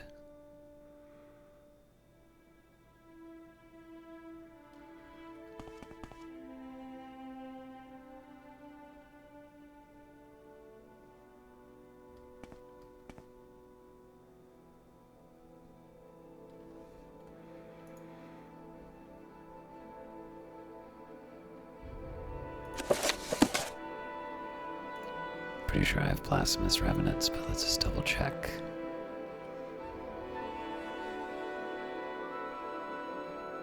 Alright, that's a little surprising.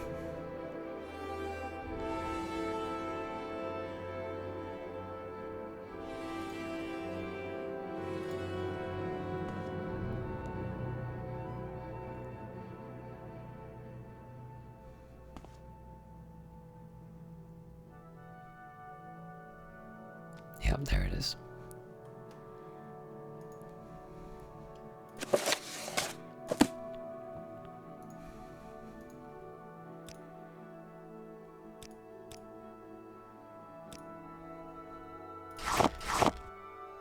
Not my ideal way of getting the weight back, but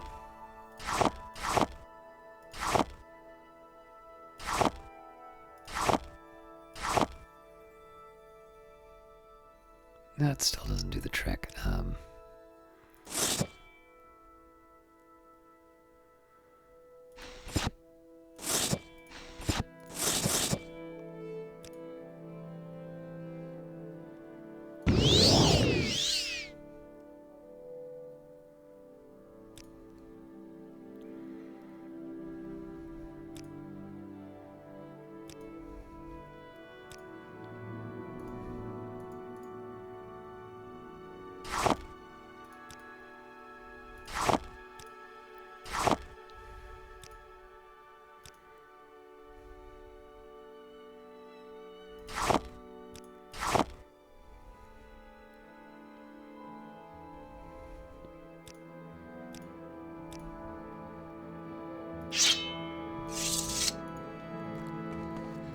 There we go, now I can sort through the books in peace. Pretty sure I have Chronicles, but let's just double check.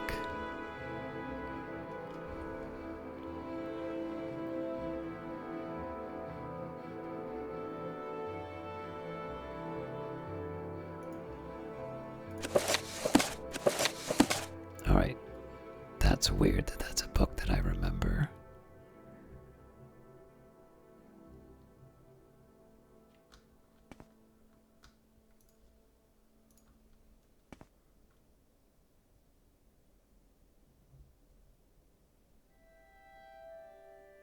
Huh?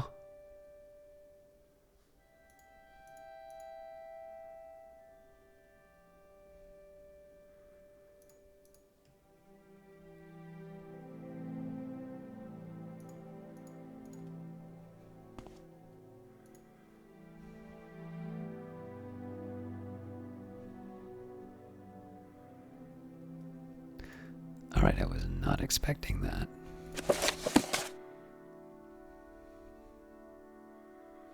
Now, I don't actually think I have a brief history of the Empire yet, which is a little funny.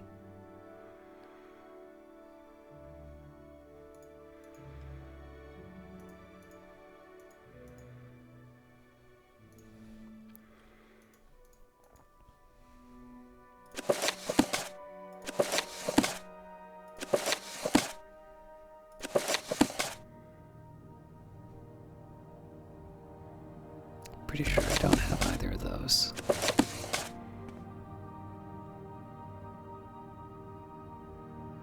Just what I know.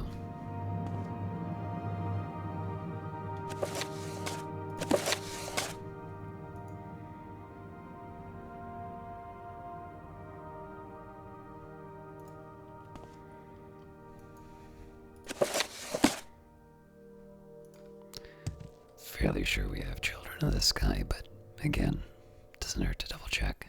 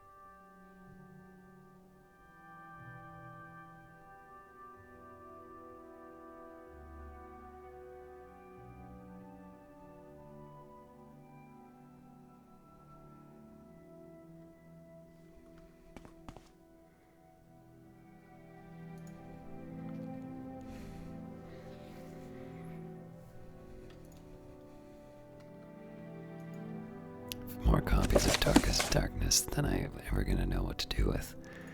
Homilies of Blessed Almalexia.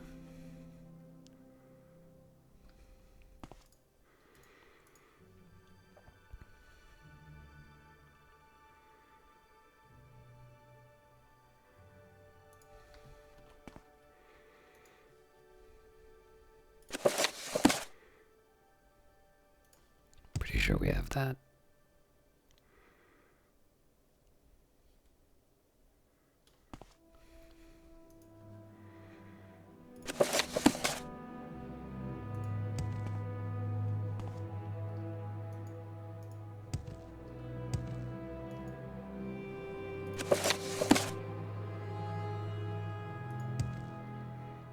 Maybe Legions of the Dead. I'm not 100% on that one.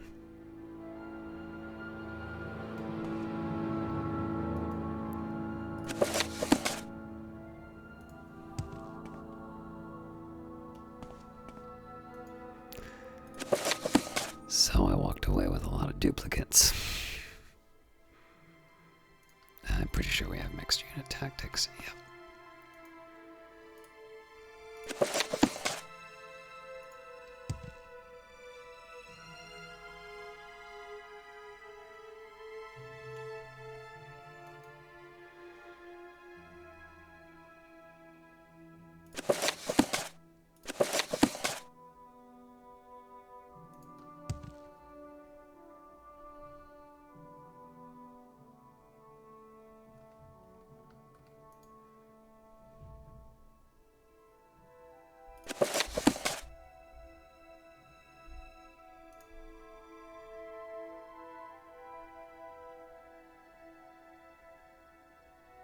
I really don't have on Oblivion. That's hard to believe.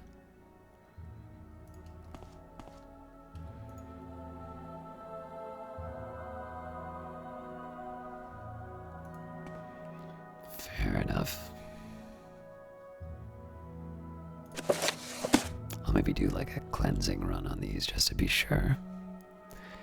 I have to have reflections on cult worship. Yeah.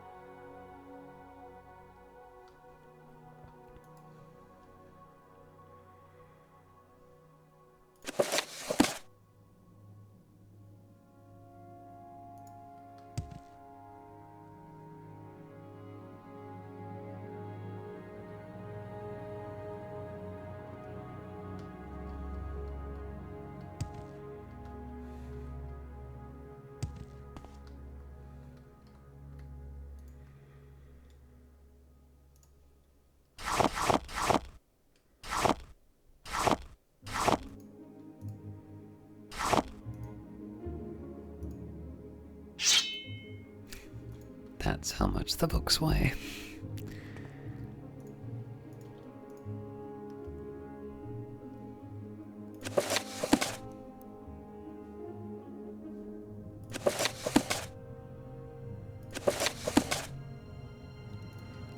Okay, so it looks like the Arcturan heresy isn't in my collection yet.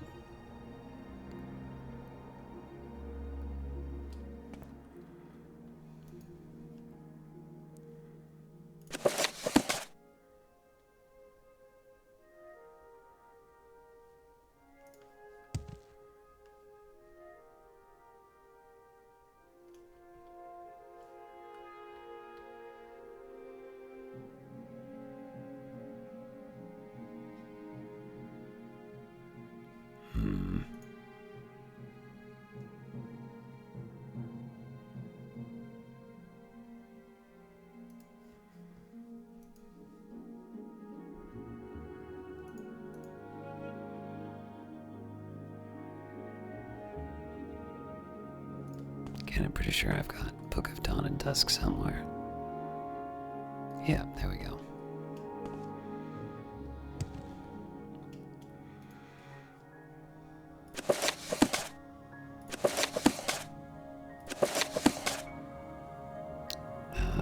Now the changed ones. I don't remember offhand. Wait, there's On Oblivion.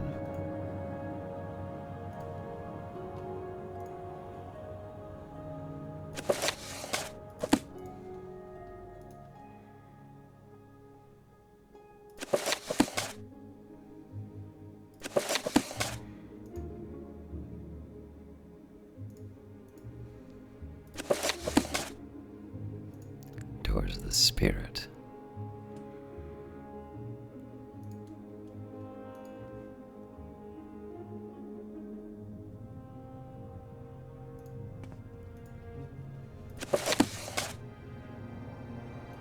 Fairly sure I don't have the Eastern provinces.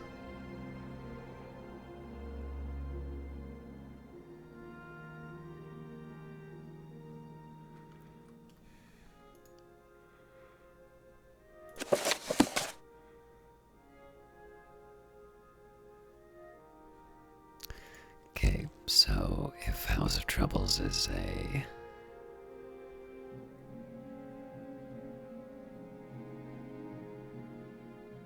No, alright.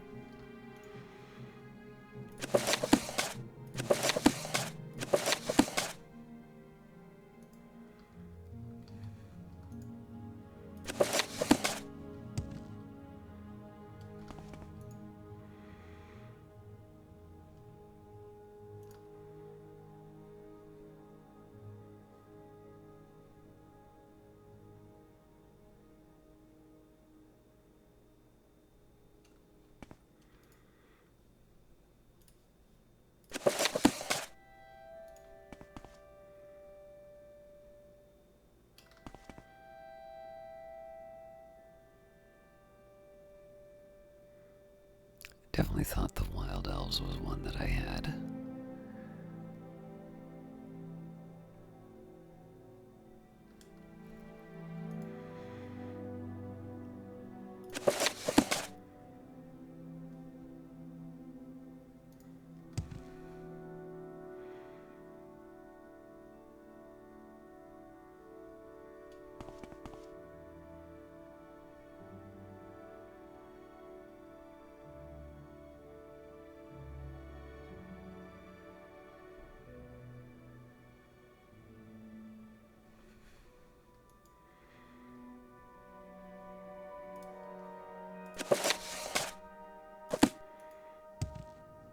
All right.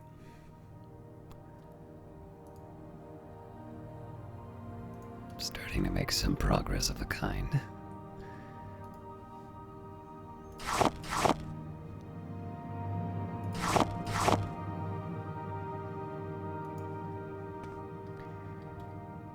So let's get the alchemy out of the way first. Yep.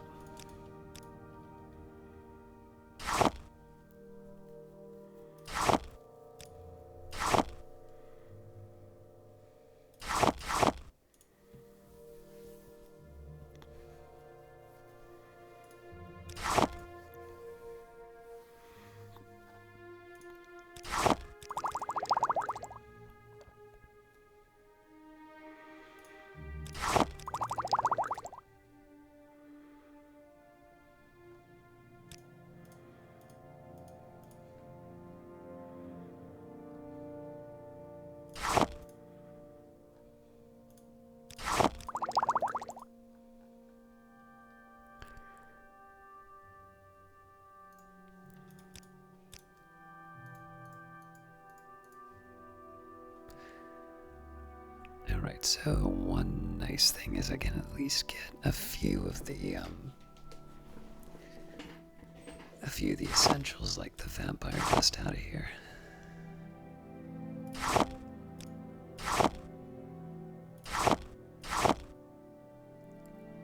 The rest is a little bit of a... It's a little bit of the roll of the dice at the moment. Oh my god. This is always for fortify personality, so that's sorted.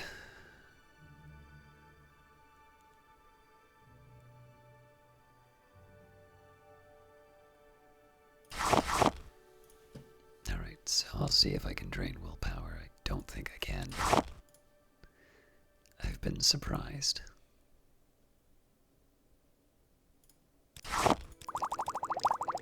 Case in point.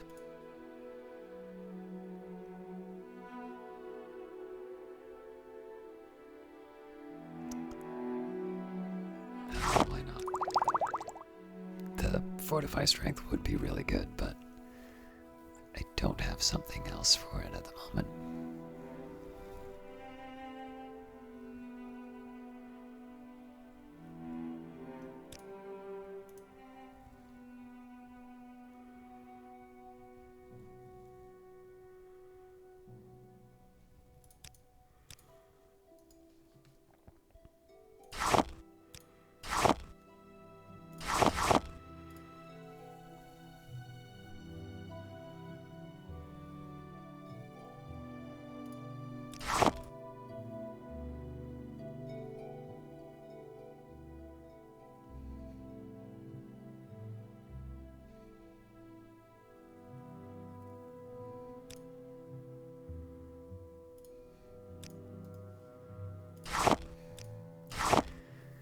Savage salts are going to be a bit of a pain.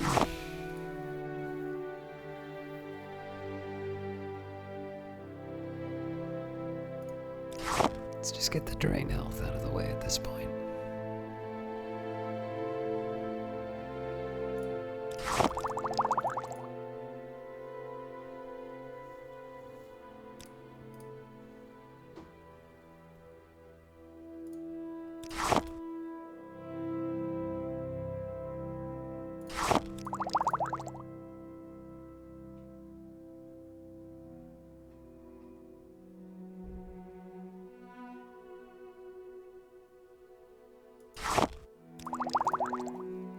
I'm a little surprised I don't have more that I can do with this, but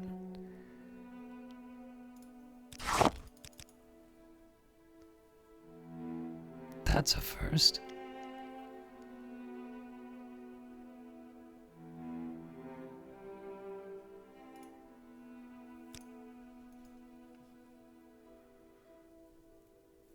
It's probably because it's minimizing the negative effects.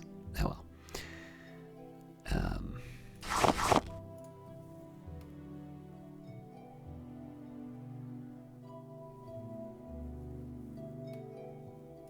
See if we can drain intelligence.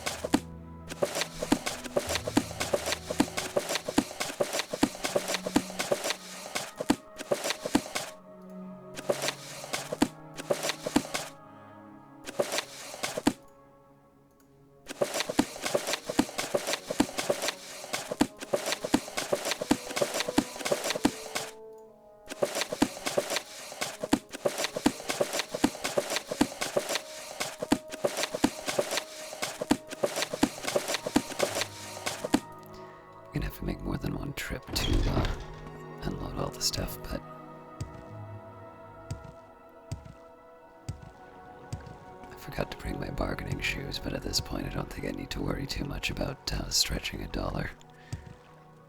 I am never too busy. Or a septum.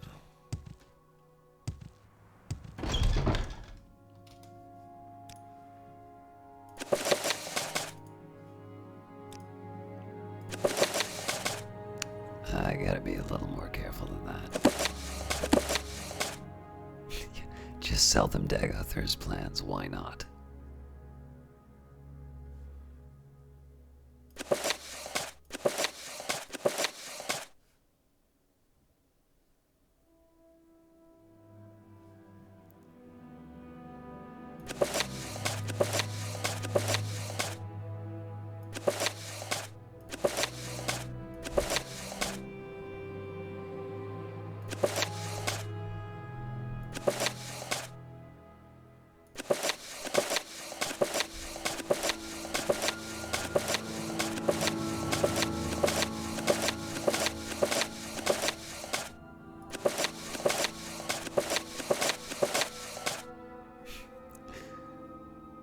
Should really pay closer attention to prices.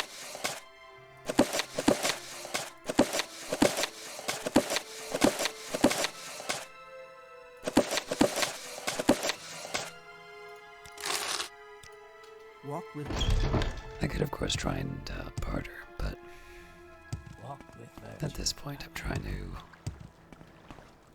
push the outgoing stuff.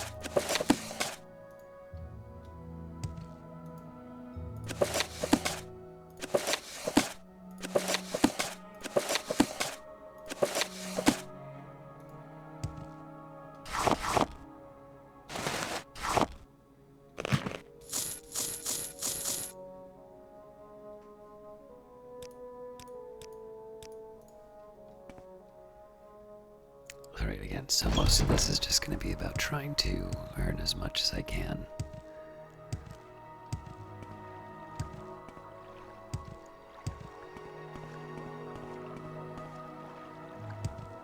Go ahead. I am listening.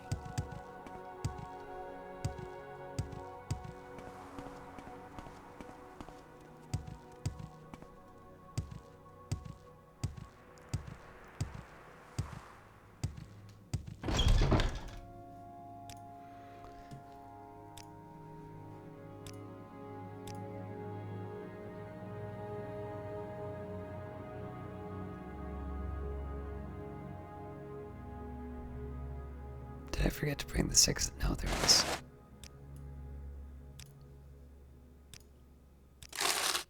What can I do?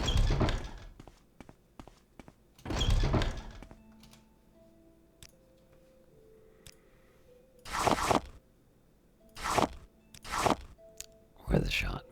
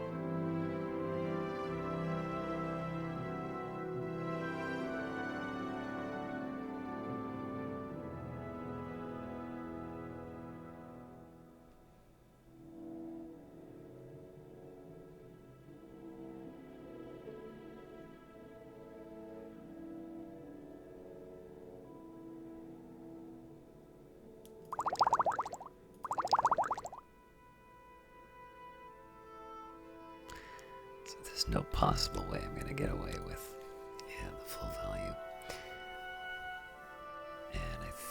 This story here is again going to be outgoing only.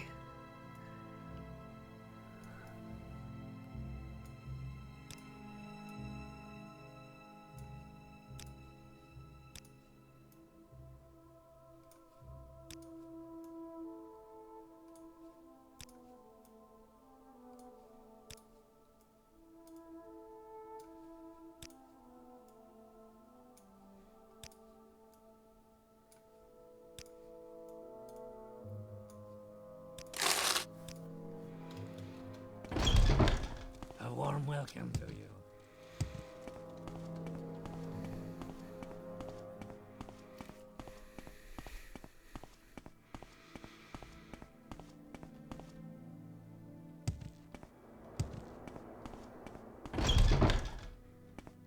I must say, I find you most interesting right now. Please go ahead.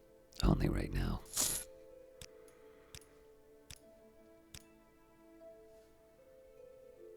I don't normally get refused on that.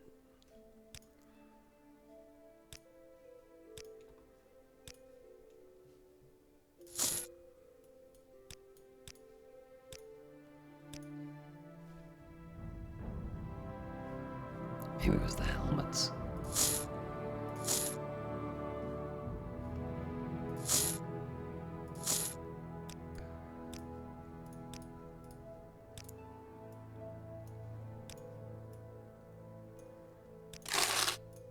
Well met, friend.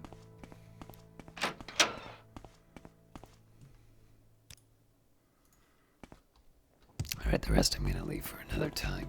Please join me. Most of my, I have a pretty clear idea what most of my sellers are gonna be for those goods.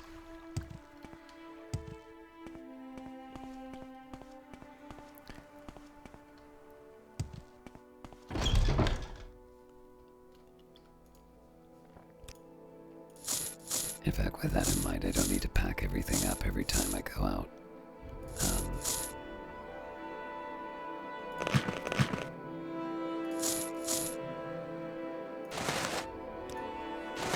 Oh, there is one exception. The Dwemer coins. Those I can afford to get rid of.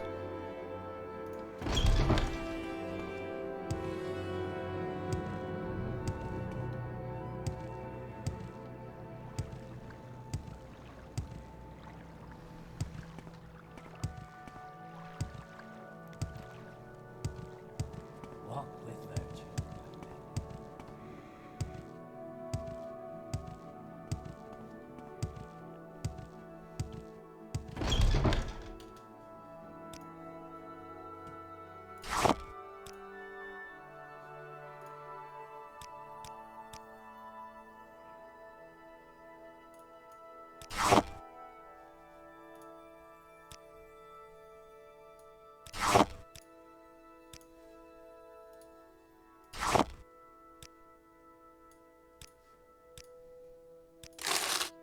Greetings, Dunmer.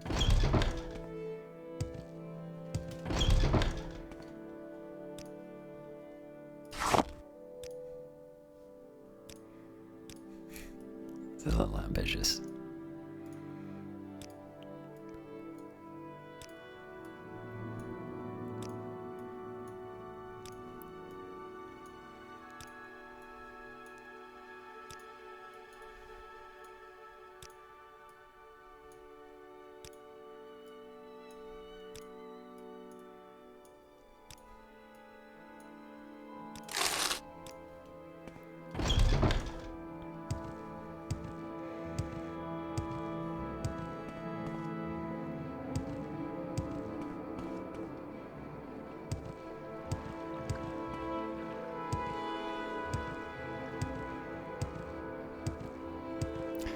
I really do need to find a systematic way to deal with those books that I've just gotten.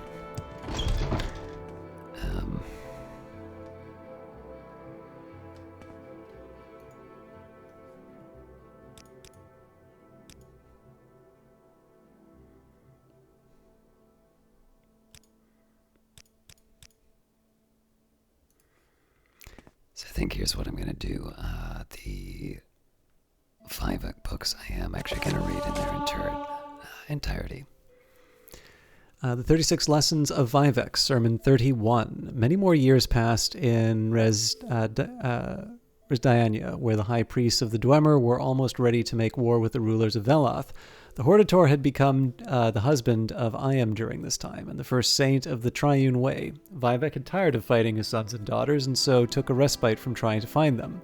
The Hortator said to his wife, "Where's Vivec, my teacher? I love him still, though he grows cold. His lamentations, if I may call them that, have changed the skin of the whole country. He is hardly to be found anywhere in Veloth as of late.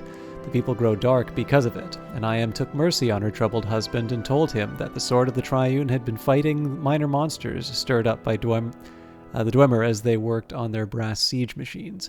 She took the Hortator inside her and showed him where his master was.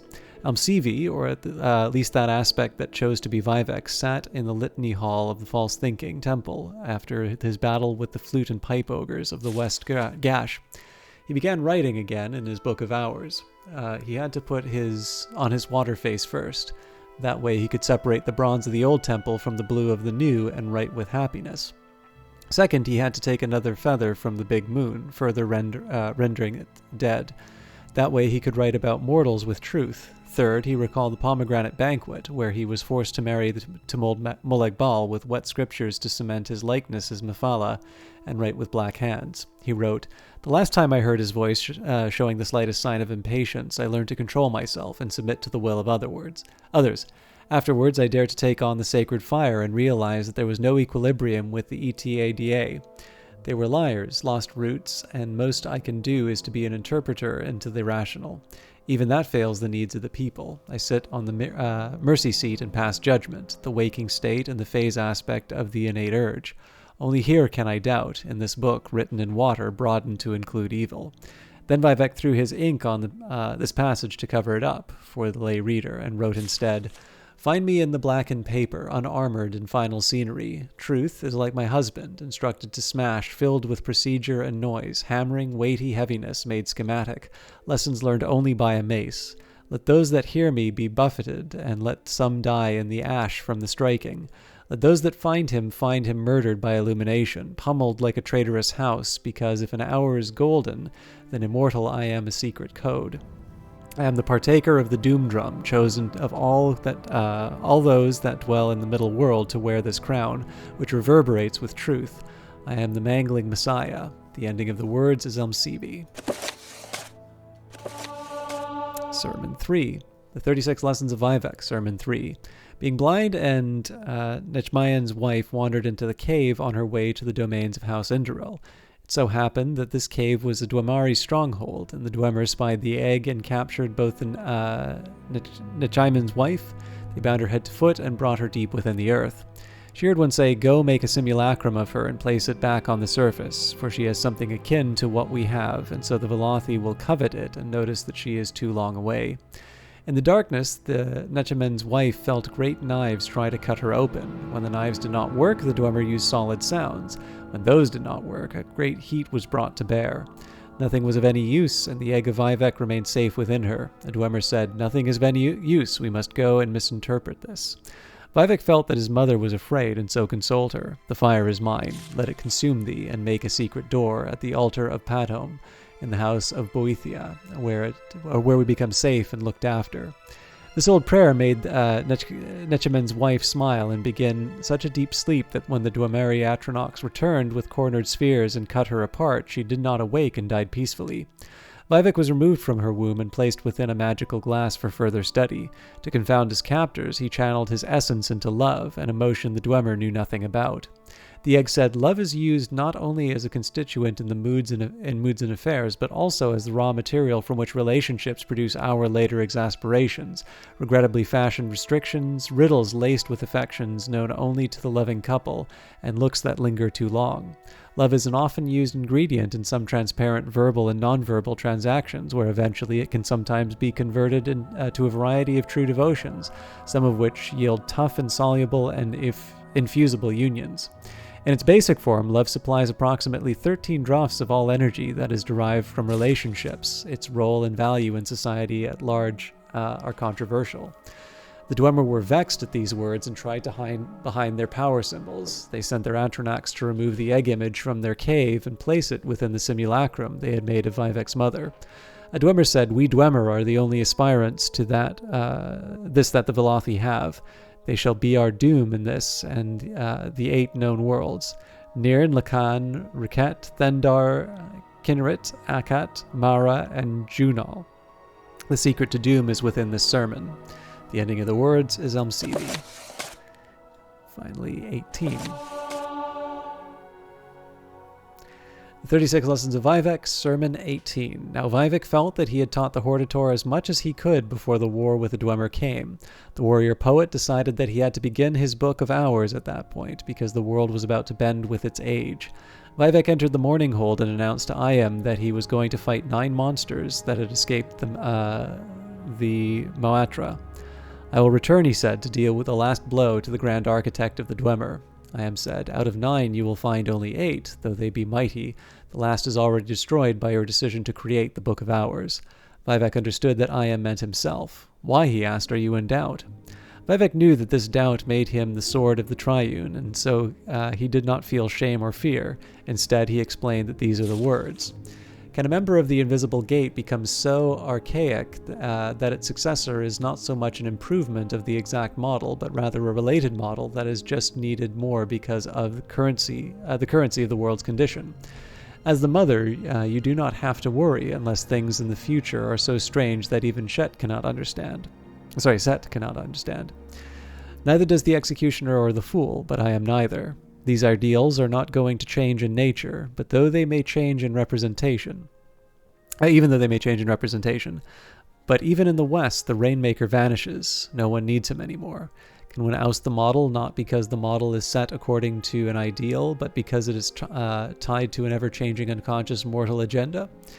This is what was said to Ayem when Vivec was whole. The wise shall not mistake this. Ayem said, "This is why you were born an Enechman's wife and destined to merge with her, with the simulacrum of your mother, guild and blended in all the arts of the star-wounded East, under water and in fire and in metal and in ash, 6 times the wise to become the union of male and female, the magic hermaphrodite, the marital axiom, the sex death of language, and unique in all the middle world." Vivec then knew why he would record his Book of Hours. This sermon is forbidden. In the world and others 18-1, the victor is the magical disc hurled to reach heaven by violence. This sermon is untrue. The ending of the world is Elmsivi. Sorry, Andy. You...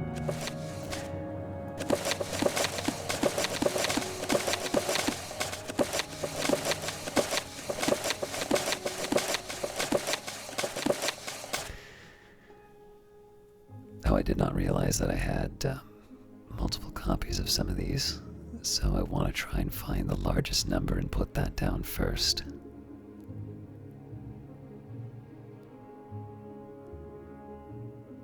Looks like that's 36.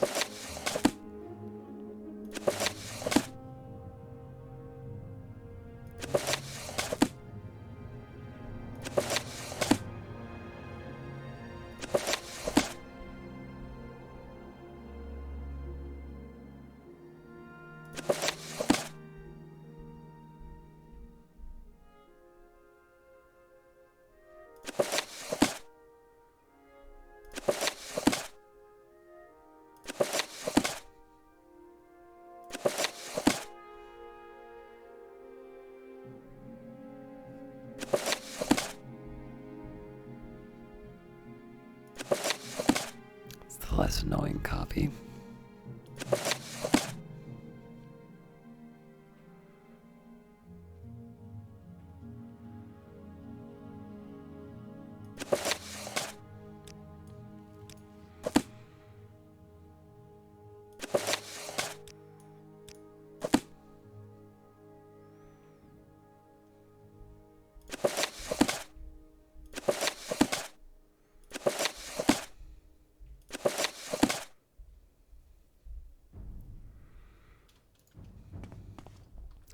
So we're going to do this to these stacks as well, but I want to get these read first.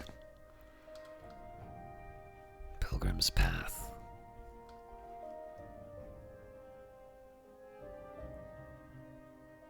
I really feel like I've read that one before. Yes.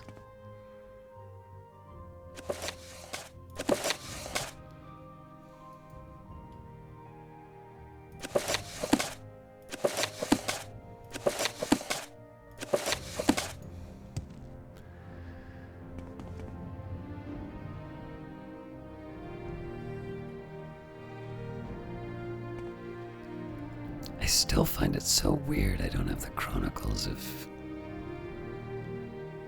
Nooklift.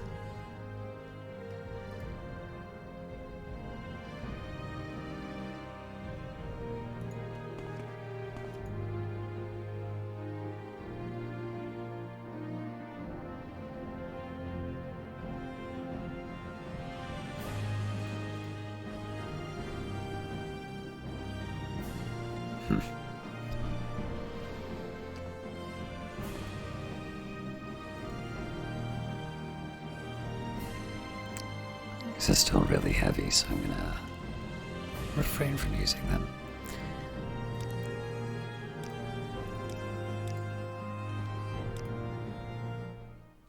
You've ascended to level 43. The results of hard work and dedication always look like luck to saps, but you know you've earned every ounce of your success.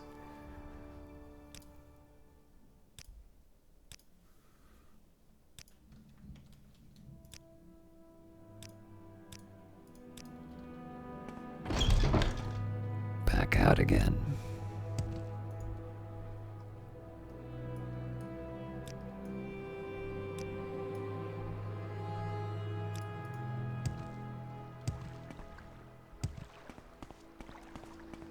Stop. Walk with virtue. I see this lens. Go ahead. I'm listening.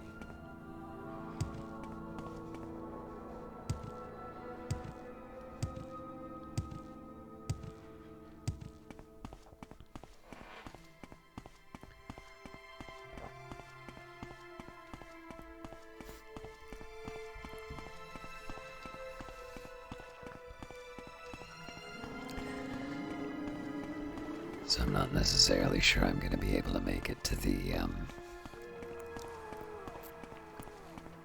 very last encounter, but I think we should be in a position to at least have all of the artifacts.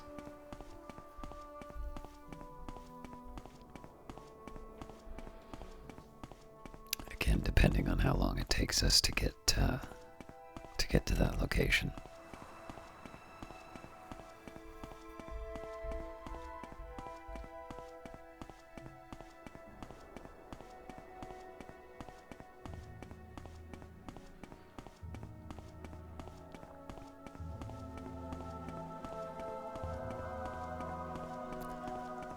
No doubt Dagoth-Ur sent this.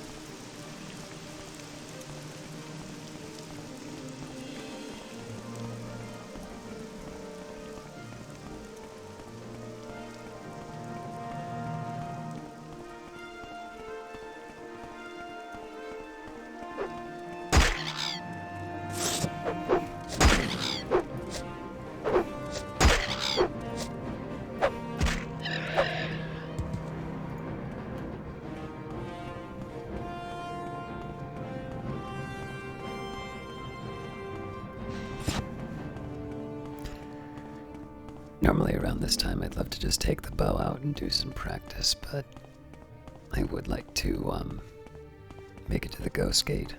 Oh wow. It's been a while since I've seen this kind of activity in the area. Come to think of it.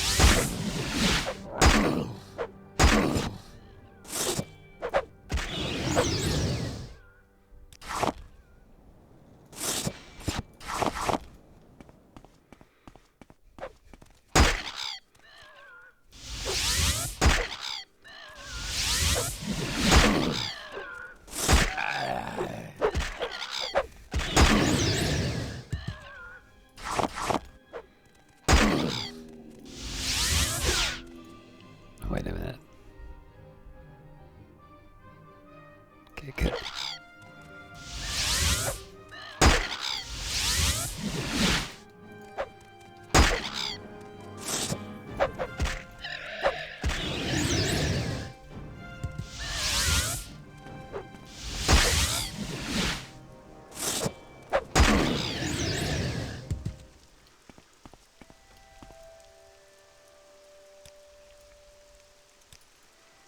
Not exactly how I was planning on spending the magicka, but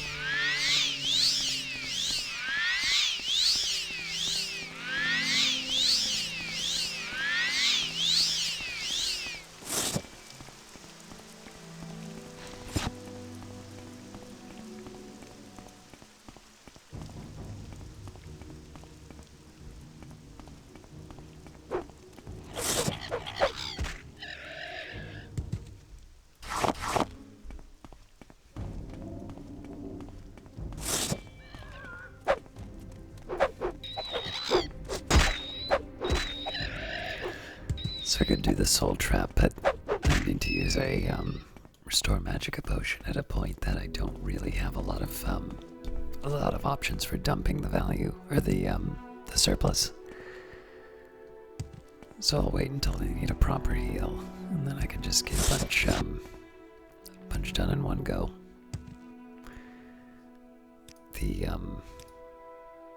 The extra soul gems are nice, and being able to get these out of my inventory will be welcome. But I'm not rushing to fill them up.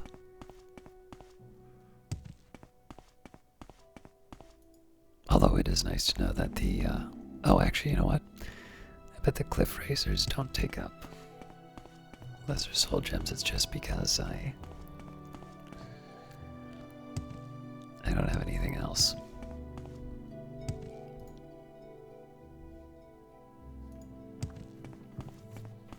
I guess I'll have to experiment with that. 6 a.m.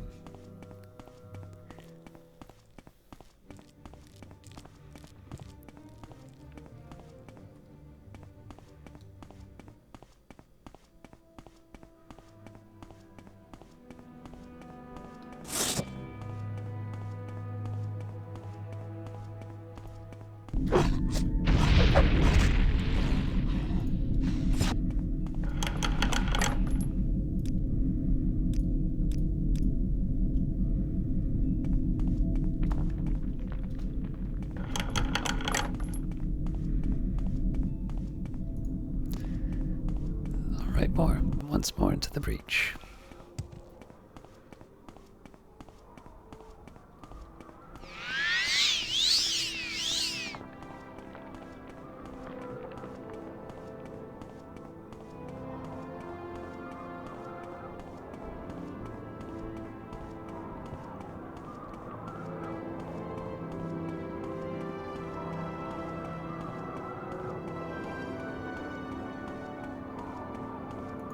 Please tell me I remembered to... Okay, good. I was like... I thought that I might have forgotten to get rid of the ebony.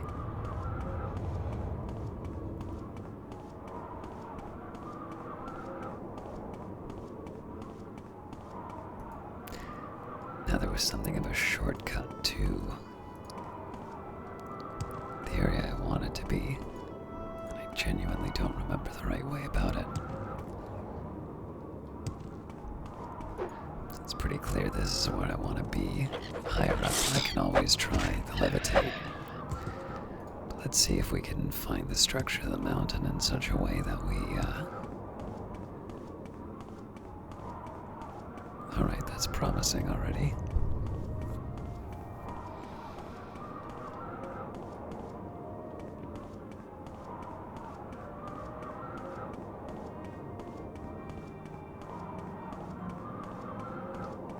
Ah, it was a trap.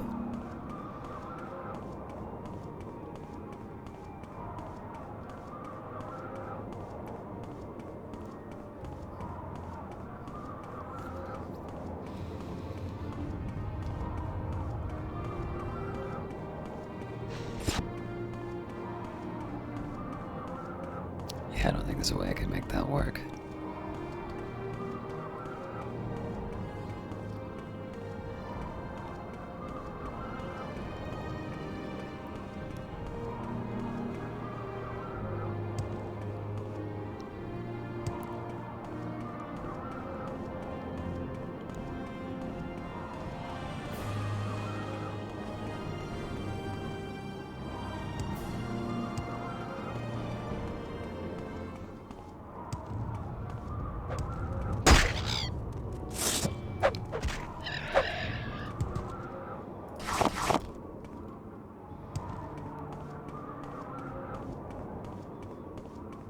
It really is tempting to just levitate up there, but I'm determined to.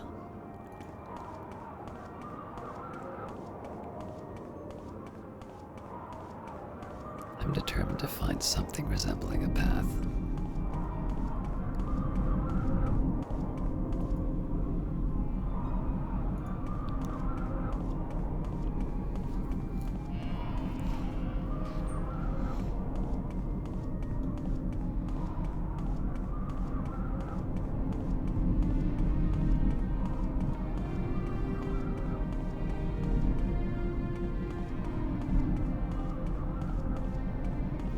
This pretty clearly isn't it.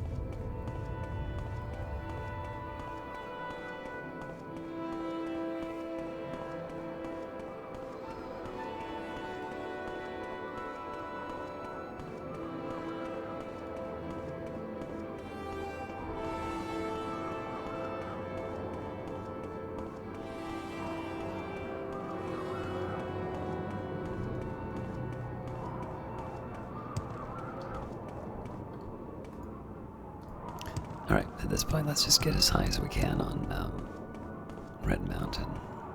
And we'll figure out how to get to those other areas later. And again, my outside option is always just to levitate. I mean, there's a reason. There's a reason I have these abilities.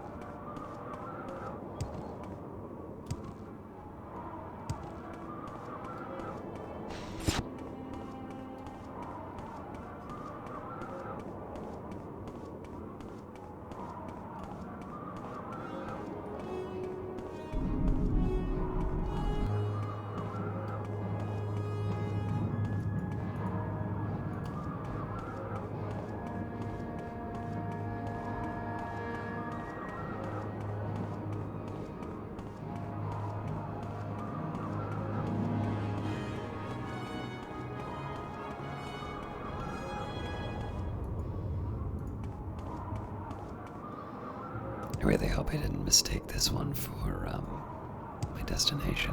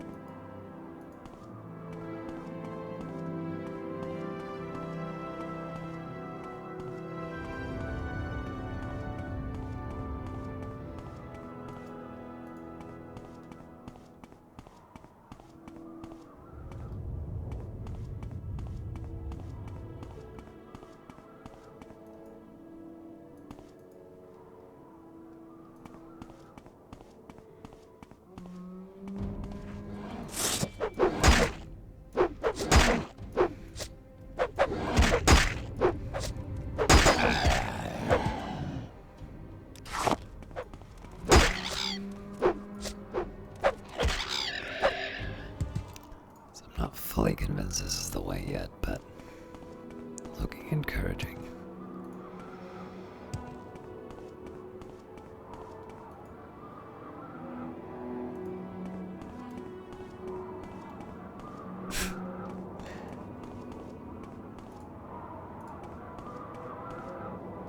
Well, if I want to get the drop on him, I guess I know where to go.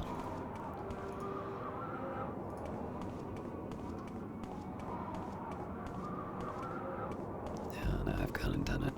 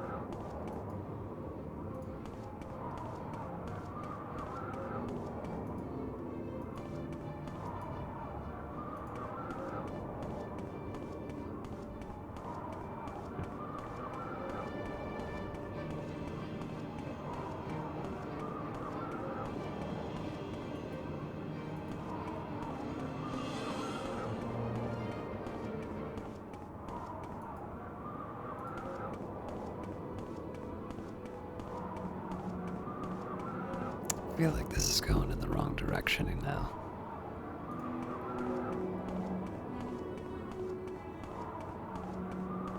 That's encouraging, though.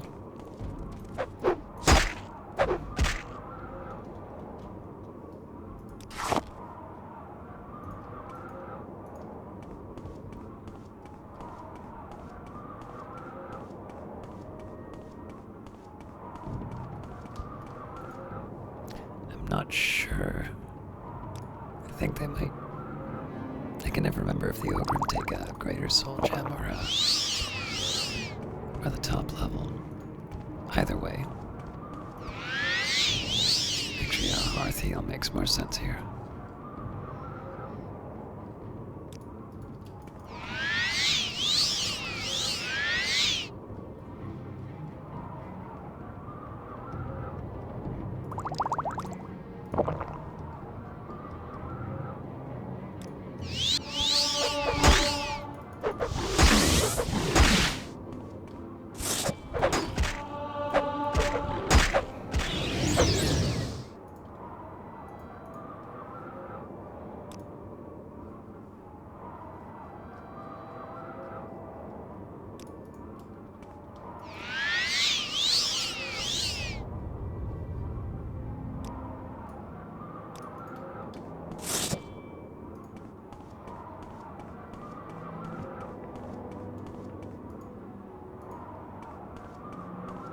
So that's the thing I'm looking for. Or is it? I hope it is.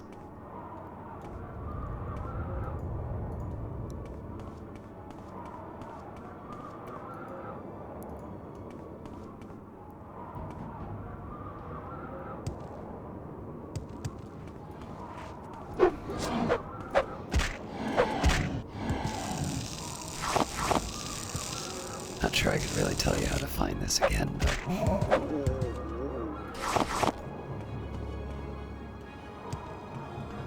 Huh. It's a bridge, huh?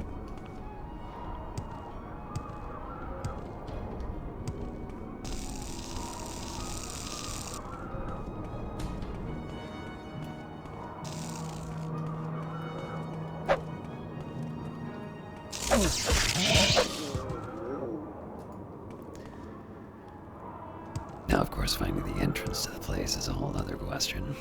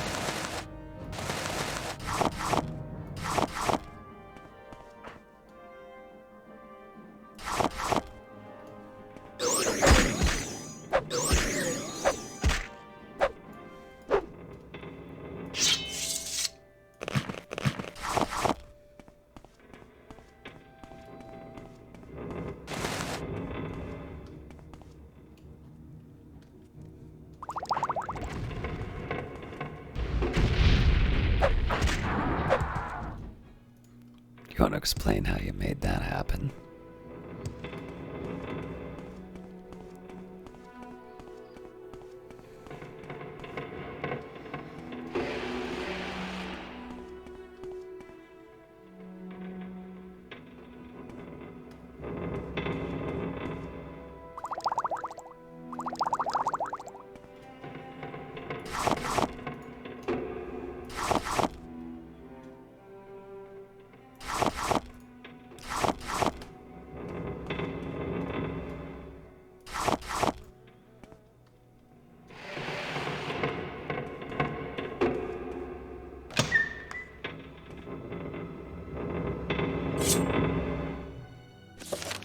In Citadel Ordersal, I discovered the artifact blade Keening, one of the enchanted tools created by the Dwemer craft lord Kagranak.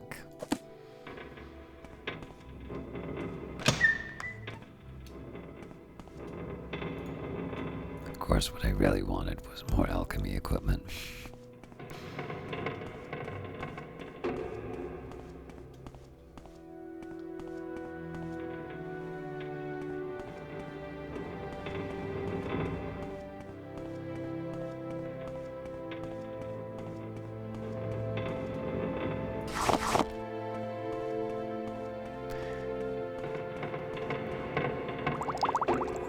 I suppose it's fair to say this is a little anticlimactic.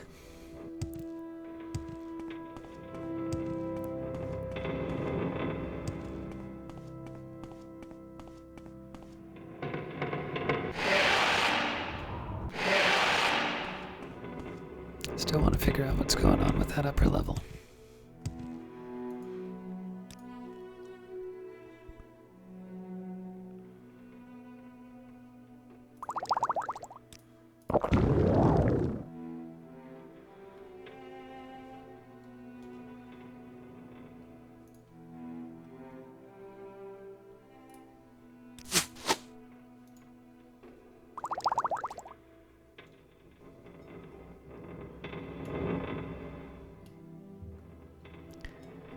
I don't see a lot of value in bringing the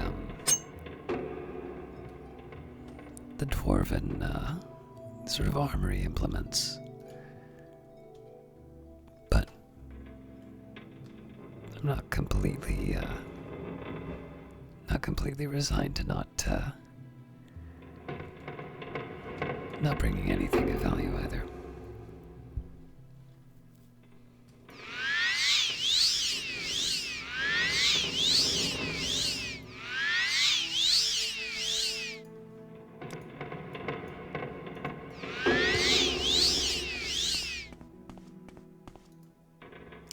This corner was a little dark. I'll just double check I didn't miss anything up here. It's pretty obvious. There's no real secrets. Alright, so I'm a little curious to see if I can find my way back to the Ghost Gate from this.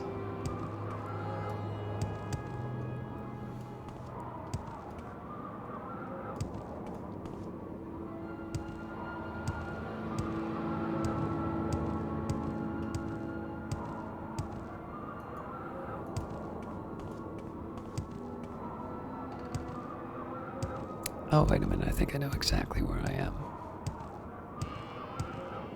So we're actually really close. The last time we did this.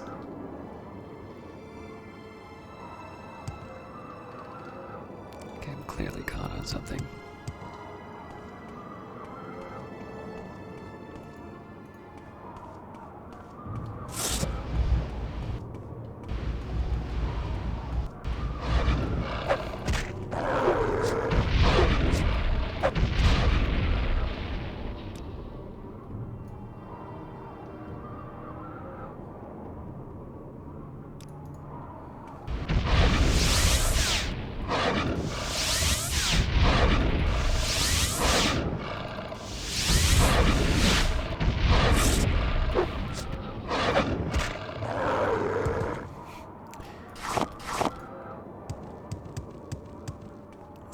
Magicka for something I didn't have a soul gem for.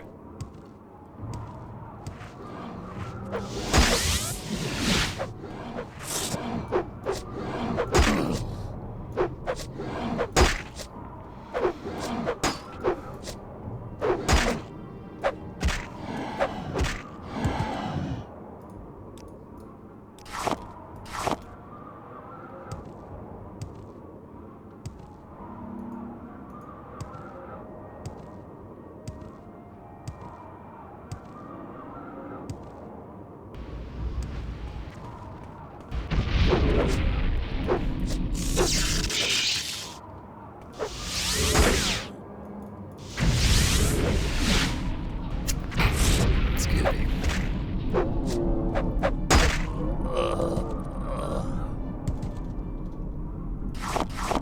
That obviously hit a lot harder than I thought it would.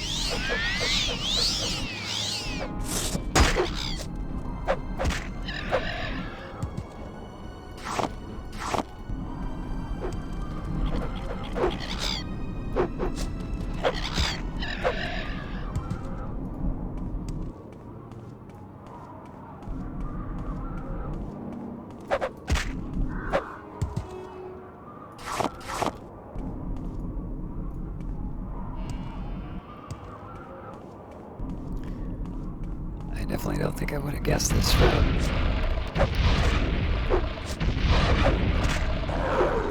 At this point, I really just wind up collecting materials.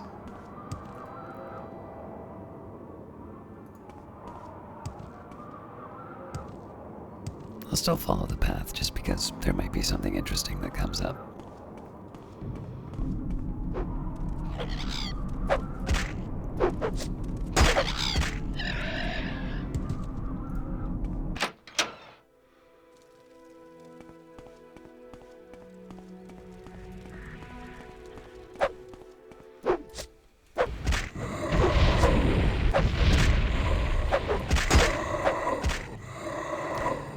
Sure, there's a whole lot I'm gonna find inside an ancestral tomb, but we can make it quick.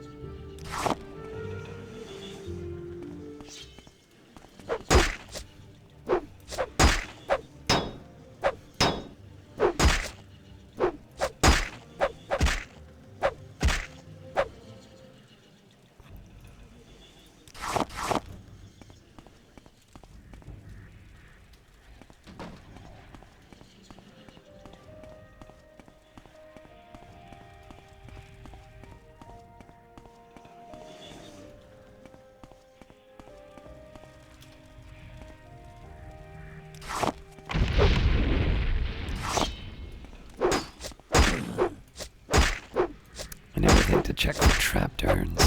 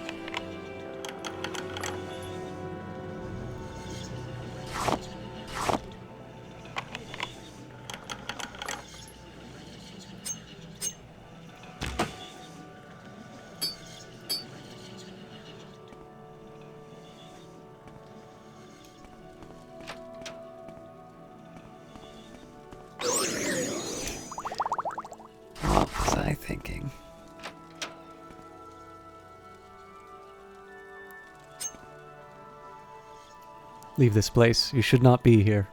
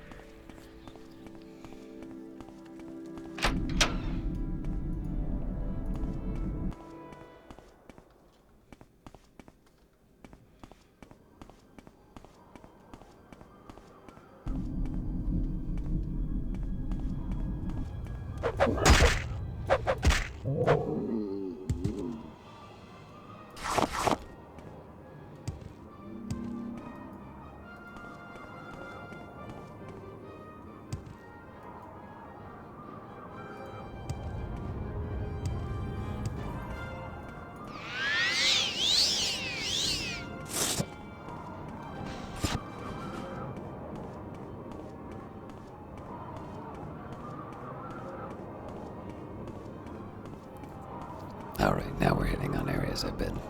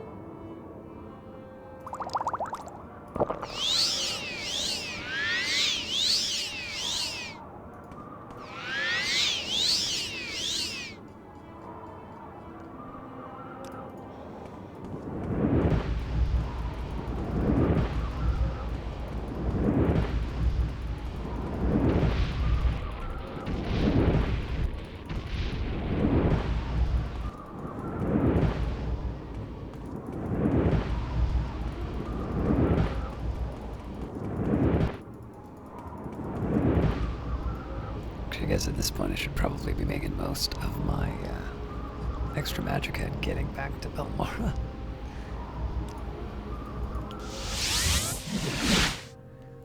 There we go. So, this will be it for this one, but I would like to try and get through a bit of my reading. So, I don't know how many books it's going to be, but the gameplay is done. We are going to get a little more reading done, though. And then next week, we will move on to Dagoth-Ur.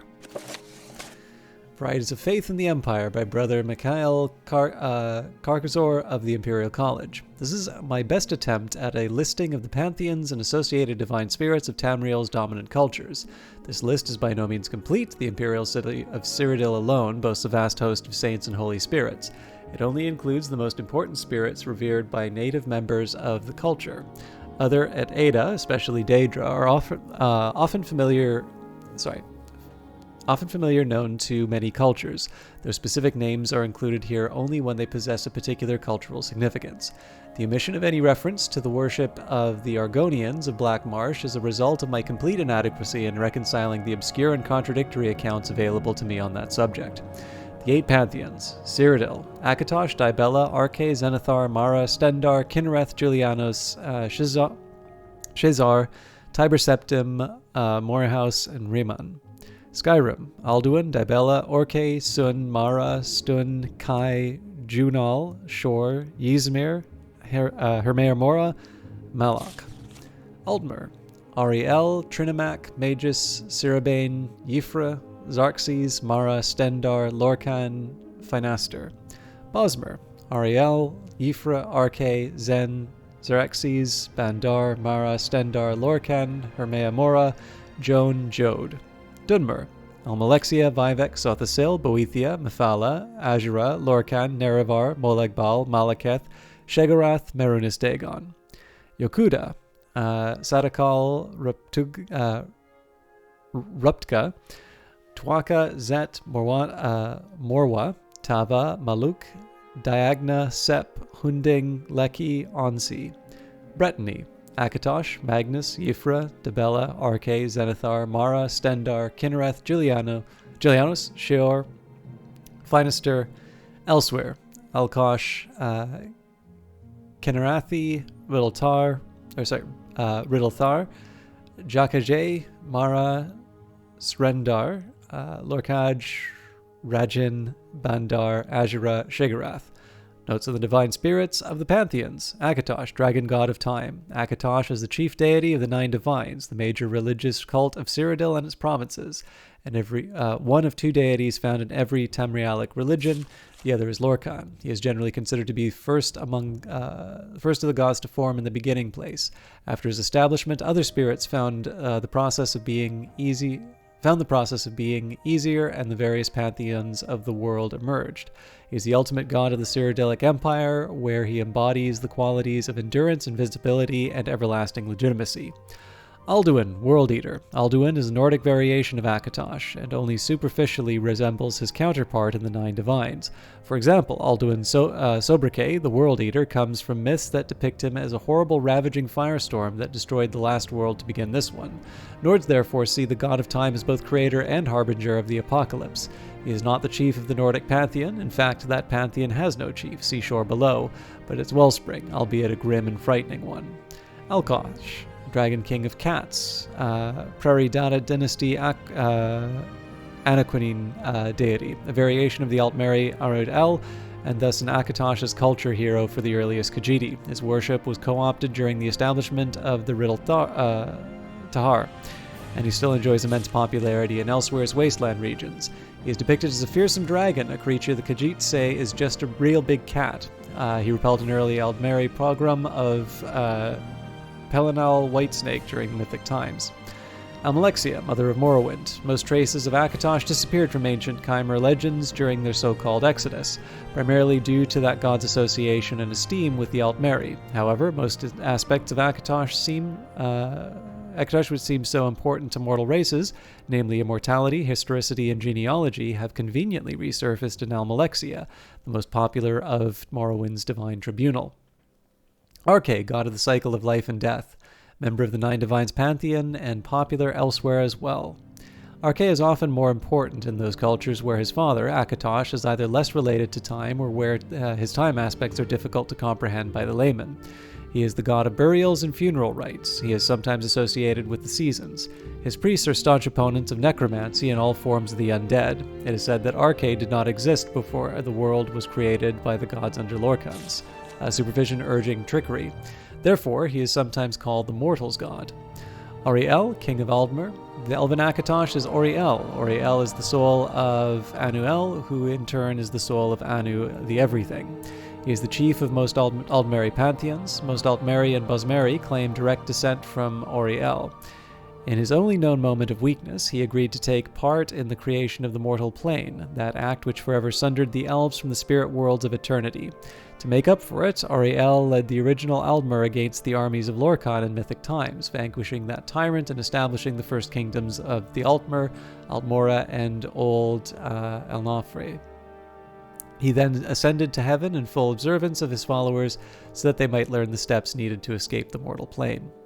Azura, goddess of dusk and dawn. Azura was the god ancestor that taught the Chimer the mysteries needed to be different than the Altmer.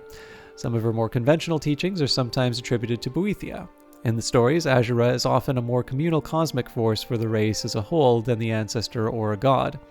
Also known as the anticipation of Sothasil, and elsewhere, Azura is nearly a wholly separate entity, yet she is still tied to the origins of Khajiit out of Aldmeri stock.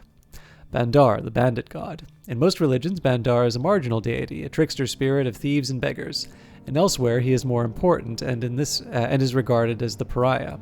In this aspect, Bandar becomes the cleverness or desperate genius of the long-suffering Khajiit, whose last-minute plans have always upset the machinations of their elven or human enemies. Boethia, Prince of Plots. Heralded by the prophet Veloth, Boethia is the original god ancestor of the Dark Elves. Through his illuminations, the eventual Chimer, or Changed Folk, renounced all ties to the Aldmer and founded a new nation based on Daedric principles. All manner of Dark Elven cultural advances are attributed to Boethia, from philosophy to magic to responsible architecture. Ancient Velothi allegories are uniformly heroic successes of Boethia over enemies of every type. Foundation stories of Chimera Struggle, also known as the Anticipation of Almalexia. Diagana, or Calic god of the Sideways Blade, hoary thuggish cult of Red Guards, originated in Yokuda during the 27 Snake Folk slaughter. Diagna was an avatar of Hunding, the Yokudan god of Make Way, see below, that achieved permanence. He was instrumental to the defeat of the left-handed elves, and he brought orichalcic weapons to the Yokudan people to win the fight. In Tamriel, he led a very tight-knit group of followers against the orcs of Orsinium during the height of their ancient power, but then faded into obscurity. He is now little more than a local power spirit of the Dragontail Mountains. Dibella, goddess of beauty. Popular god of the Nine Divines, in Cyrodiil she has nearly a dozen different cults, some devoted to women, some to artists and aesthetics, and others to erotic instruction. Hermea Mora, the Woodland Man, ancient Atmoran demon who, at one time, nearly seduced the Nords into becoming Aldmer. Most Ysgramor myths are about escaping the wiles of old Hermea Mora. Also called the Demon of Knowledge, he is vaguely related to the cult of origins of the Morag Tong, Forester's Guild, if only by association with his brother or sister, Mufala. Hunding, the Make-Way god. Yokudan spirit of perseverance over infidels, the Hunding has historically materialized whenever the Red Guards need to make way for their people. In Tamrielic history, this has only happened 3 times, twice in the First Era during the Gada invasion, and once during the Tiber War. In this last incarnation, the Hunding is said to have been either a sword or a crown, or both. Junal, Rune God, the Nordic god of hermetic orders. After falling out of favor with the rest of the Pantheon, he became Julianos of the Nine Divines. He is absent in modern Skyrim mythology. Jode, Big Moon God. Aldmeri, god of Big Moon. He is called Maser of or Mara's Tyr. In Khajiit religion, Jode is the only aspect of the lunar lattice, or Ja-Kajay. Joan, Little Moon God. Aldmeri, god of the Little Moon. Also called Secunda or Stendar's Sorrow. In Khajiit religion, Joan is only one aspect of the lunar lattice, or Ja-Kajay. Julianos, god of wisdom and logic, often associated with Junal, the Nordic father of language and mathematics. Julianos is the Cyrodiilic god of literature, law, history, and contradiction. Monastic orders, founded by Tiber Septim and dedicated to Julianos, are the keepers of the Elder Scrolls. Kine, Kiss at the End, Nordic goddess of the storm, widow of shore and favored god of warriors. She's often called Mother of Men. Her daughters taught the first Nords the use of the Thum, or storm voice. Kinnereth, goddess of air. Kinnereth is a member of the Nine Divines, the strongest of the sky spirits. In some legends, she is the first to agree to Lorkhan's plan to invent the mortal plane and provide space for its creation in the void. She's also associated with rain, a phenomenon said not to occur before the removal of Lorkhan's divine spark. Leki, saint of the spirit sword. Goddess daughter of Tal Papa, Leki is the goddess of the aberrant swordsmanship. The Totambu of Yokuda warred to a standstill during the Mythic era to decide who would lead the charge against the left-handed elves. Their swordmasters, though, were so skilled at the best-known cuts as to be matched evenly. Leki introduced the ephemeral feint. Afterwards, a victor emerged and the war with the Aldmer began. Lorkhan, the missing god. The creator, trickster, tester deity is in every Tamrielic mythic tradition. His most popular name is the Aldmeri Lorkhan, or Doomdrum. He convinced or contrived the original spirits to bring about the creation of the mortal plane, upsetting the status quo, much like his father Padme had introduced instability into the universe in the beginning place. After the world is materialized, Lorkhan is separated from his divine center, sometimes involuntarily, and wanders the creation of Etada. He and his metaphysical placement in the scheme of things is interpreted in a variety of ways. In Morrowind, for example, he is a being related to the psychic endeavor, a process by which mortals are charged with transcending the gods that created them. To the High Elves, he is the most unholy of all higher powers, as he forever broke their connection to the spirit plane. In the legends, he is almost always an enemy of the Aldmer, and therefore a hero of early mankind. Lorkaj, Moonbeast, Prairie Data Dynasty Anaquinine deity, easily identified with the missing god Lorkhan. Magus, the god of sorcery. Magnus withdrew from the creation of the world at the last second, though it cost him dearly. What is left of him on the world is felt and controlled by mortals as magic. One story says that while the idea was thought up by Lorcan, it was Magnus who created the schematics and diagrams needed to construct the mortal plane. He is sometimes represented by an astrolabe, a telescope, or, more commonly, a staff. Cyrodiilic legends say that he can inhabit the bodies of powerful magicians and lend them his power, associated with Azura and Arctus, the Underking. Malekith, god of curses. Malekith is the reanimated dung that was Trinimac, a somewhat weak but vengeful Daedra. The Dark Elves say he is also Malak, god-king of the orcs. He always tests the Dunmer for physical weakness. Maluk, Horde King, an enemy god of Ragada, led the goblins against the Red Guards during the First Era, fled east when the army of Hunding overtook his goblin hordes. Moloch, Malekith, an orcish god, Moloch troubled the heirs of King Harald for a long time, fled east after his defeat at the Battle of Dragon Wall, circa First Era 660. His rage was said to fill the sky with sulphurous hatred, later called the Year of Winter and Summer. Mara, goddess of love, nearly universal goddess. Origins started in mythic times as a fertility goddess. In Skyrim, Mara is the handmaiden of Cain. In the Empire, she is the mother goddess. She's sometimes associated with Nier of the Anod, of the female principle of the cosmos that gave birth to creation. Depending on the religion, she is either married to Akatosh or Lorcan, or the concubine of both. Marinus Dagon, god of destruction. Popular Daedric power, he is associated with natural dangers like fire, earthquakes, and floods. In some cultures, though, Dagon is merely a god of bloodshed and betrayal. He is an especially important deity in Morrowind, where he represents its near inhospitable terrain. Mephala, androgyny. Mephala is the web spinner or spider god. In Morrowind, she was the ancestor that taught the Chimer the skills that they would need to evade their enemies or to kill them with a secret murder. Enemies were numerous in those days since the Chimer were a small faction. She, along with Boethia, organized the clan systems that eventually became the basis for the Great Houses. She founded the Morag Tong, also called the Anticipation of Vivec. Molag Bal, god of schemes, king of rape. Daedric power of much importance in Morrowind. He is always the archenemy of Boethia, the Prince of Plots. He is the main source of the obstacles to the Dunmer and preceding Chimer people. In the legends, Molag Bal always tries to upset the bloodlines of houses or otherwise ruin Dunmeri purity. A race of super monsters said to live in Molag Amur are the result of his seduction of Vivec during the previous era.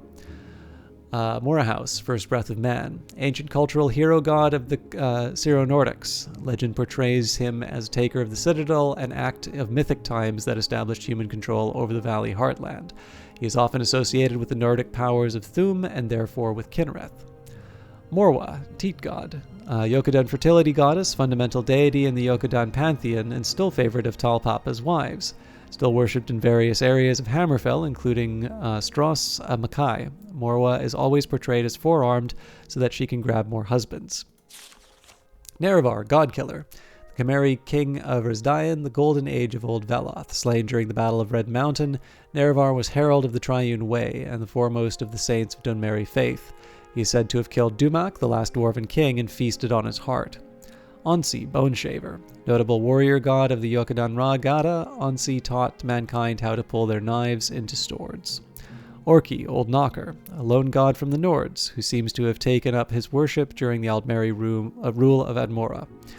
Nords believe that they once lived as long as elves until Orke appeared through heathen trickery. He fooled them into a bargain that bound them to the Court of Winters. At one time, legends say Nords only had a lifespan of 6 years due to Orke's felt magic. Shor showed up, though, and through unknown means removed the curse, throwing most of it onto the nearby orcs. Finanster, hero god of the Somerset Isles, who taught the Altmer how to naturally live another 100 years by using a shorter walking stride.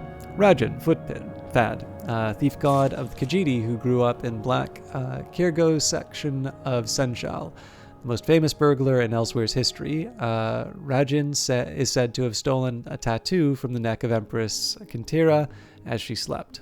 Rimmon, the Cyrodiil, culture god hero of the Second Empire. Rimmon was the greatest hero of the Akaviri Trouble. Indeed, he convinced the invaders to help him build his own empire and conquered all of Tamriel except for Morrowind. He instituted the rites of becoming emperor, which included the ritual Giz to the Amulet of Kings, a soul gem of immense power.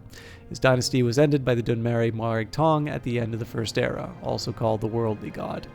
Riddle-Thar, Two Moons Dance, the cosmic order deity of the Khajiit. The Riddle-Thar was revealed to elsewhere by the prophet Ridthari Ridata the Main. The Riddle-Thar is more a set of guidelines by which to live than a single entity, but some of his avatars like to appear as humble messengers of the gods, also known as the Sugar God. Rubka, Talpapa, chief deity of the Yokudan Pantheon. Rubka, more commonly Talpapa, was the first god to figure out how to survive the hunger of Satakal. Following his lead, the other gods learned the walkabout, or process by which they can persist beyond one lifetime. Talpapa set the stairs in the sky to show lesser spirits how to do this too. When there were too many spirits to keep track of, though, Rubka created a helper out of dead skin of past worlds. This helper is Sep, see below, who later creates the world of mortals. Satakal, the world skin, Yokudan god of everything, a fusion of the concepts of Anu and Padme. Basically, Satakal is much like the Nordic Alduin, who destroys one world to begin the next. In Yokudan mythology, Satakal had done, and still does, this many times over, a cycle which prompted the birth of spirits that could survive the transition. These spirits ultimately become the Yokudan Pantheon, popular god of the Alakir nomads. Shigarath, the Mad God. The fearful obeisance of Shigarath is widespread and is found in most Tamrielic quarters. Contemporary sources indicate that his roots are in Aldmeri creation stories therein. He is born when Lorkhan's divine spark is removed. One crucial myth calls him the Sithis-shaped hole in the world. Sheor, Bad Man. In Brittany, the Bad Man is the source of all strife. He seems to have started as a god of crop failure, but most modern theologians agree that he is a demonized version of the Nordic Shor, born during the dark years after the fall of Starthal. Sep, the Snake, Yokudan version of Lorkhan. Sep is born when Talpapa creates someone to help him regulate the spirit trade. Sep, though, is driven crazy by the hunger of Satakal, and he convinces some of the gods to help him make an easier alternative to the walkabout. This, of course, is the world as we know it, and the spirits who followed Sep become trapped here to live out their lives as mortals. Sep is punished by Talpapa for his transgressions, but his hunger lives on as a void in the stars, a non-space that tries to upset mortal entry into the far shores. Shizar, god of man, Cyrodiilic version of Lorkhan, whose importance suffers when Akatosh comes to the force of imperial, Alesian religion. Shizar was the spirit behind all human undertaking, especially against Aldmeri aggression. He is sometimes associated with the foundings of the first Cyrodiilic battle mages. In the present age of racial tolerance, Shizar is all but forgotten. Shor, god of the underworld, Nordic version of Lorkhan, who takes sides with men after the creation of the world.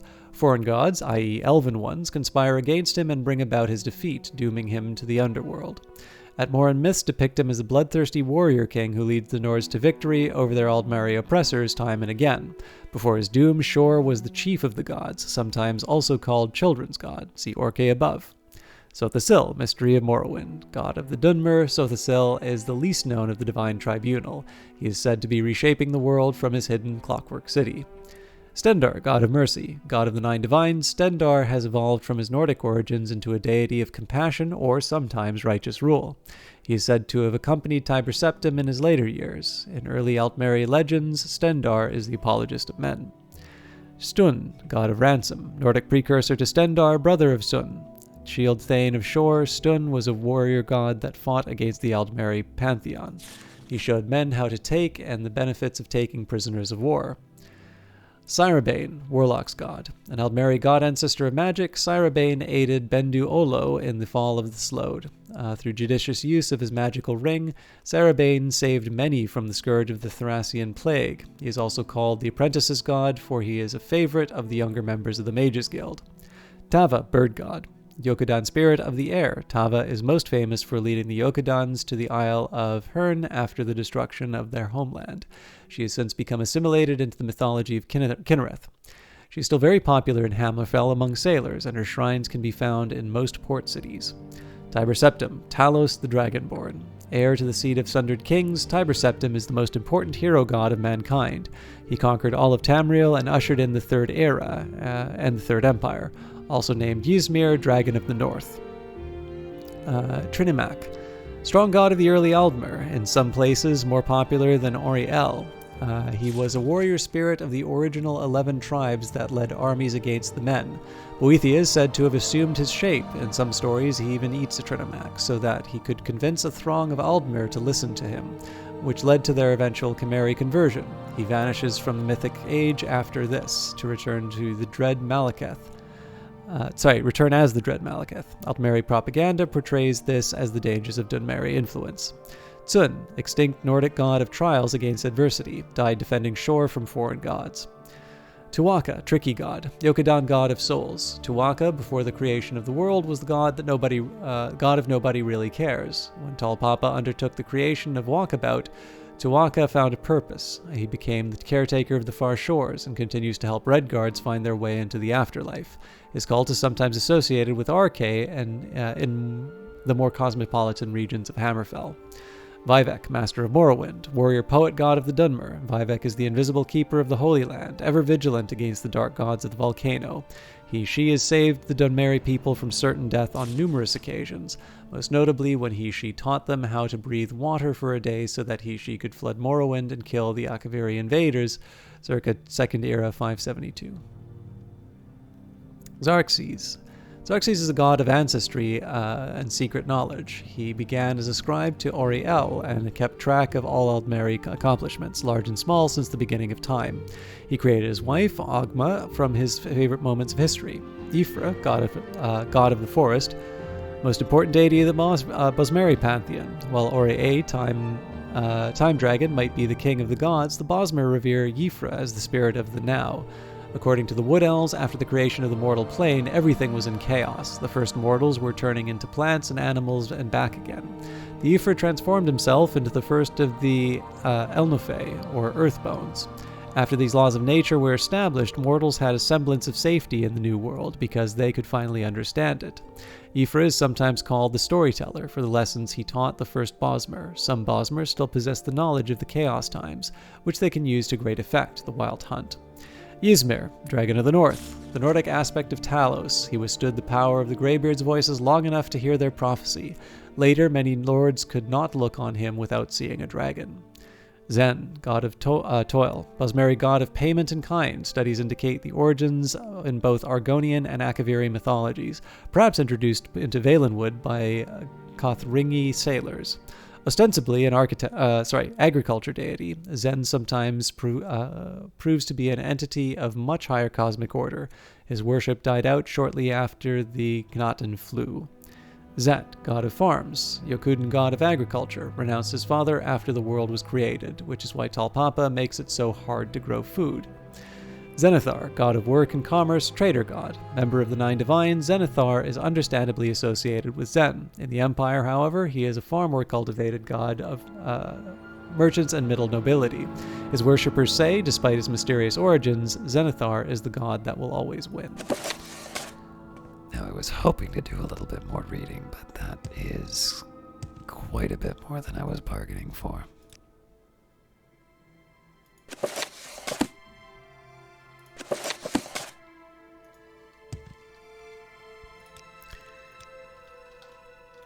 So on that note, thank you very much for watching, and we will see you next week to finally go into the heart of Red Mountain.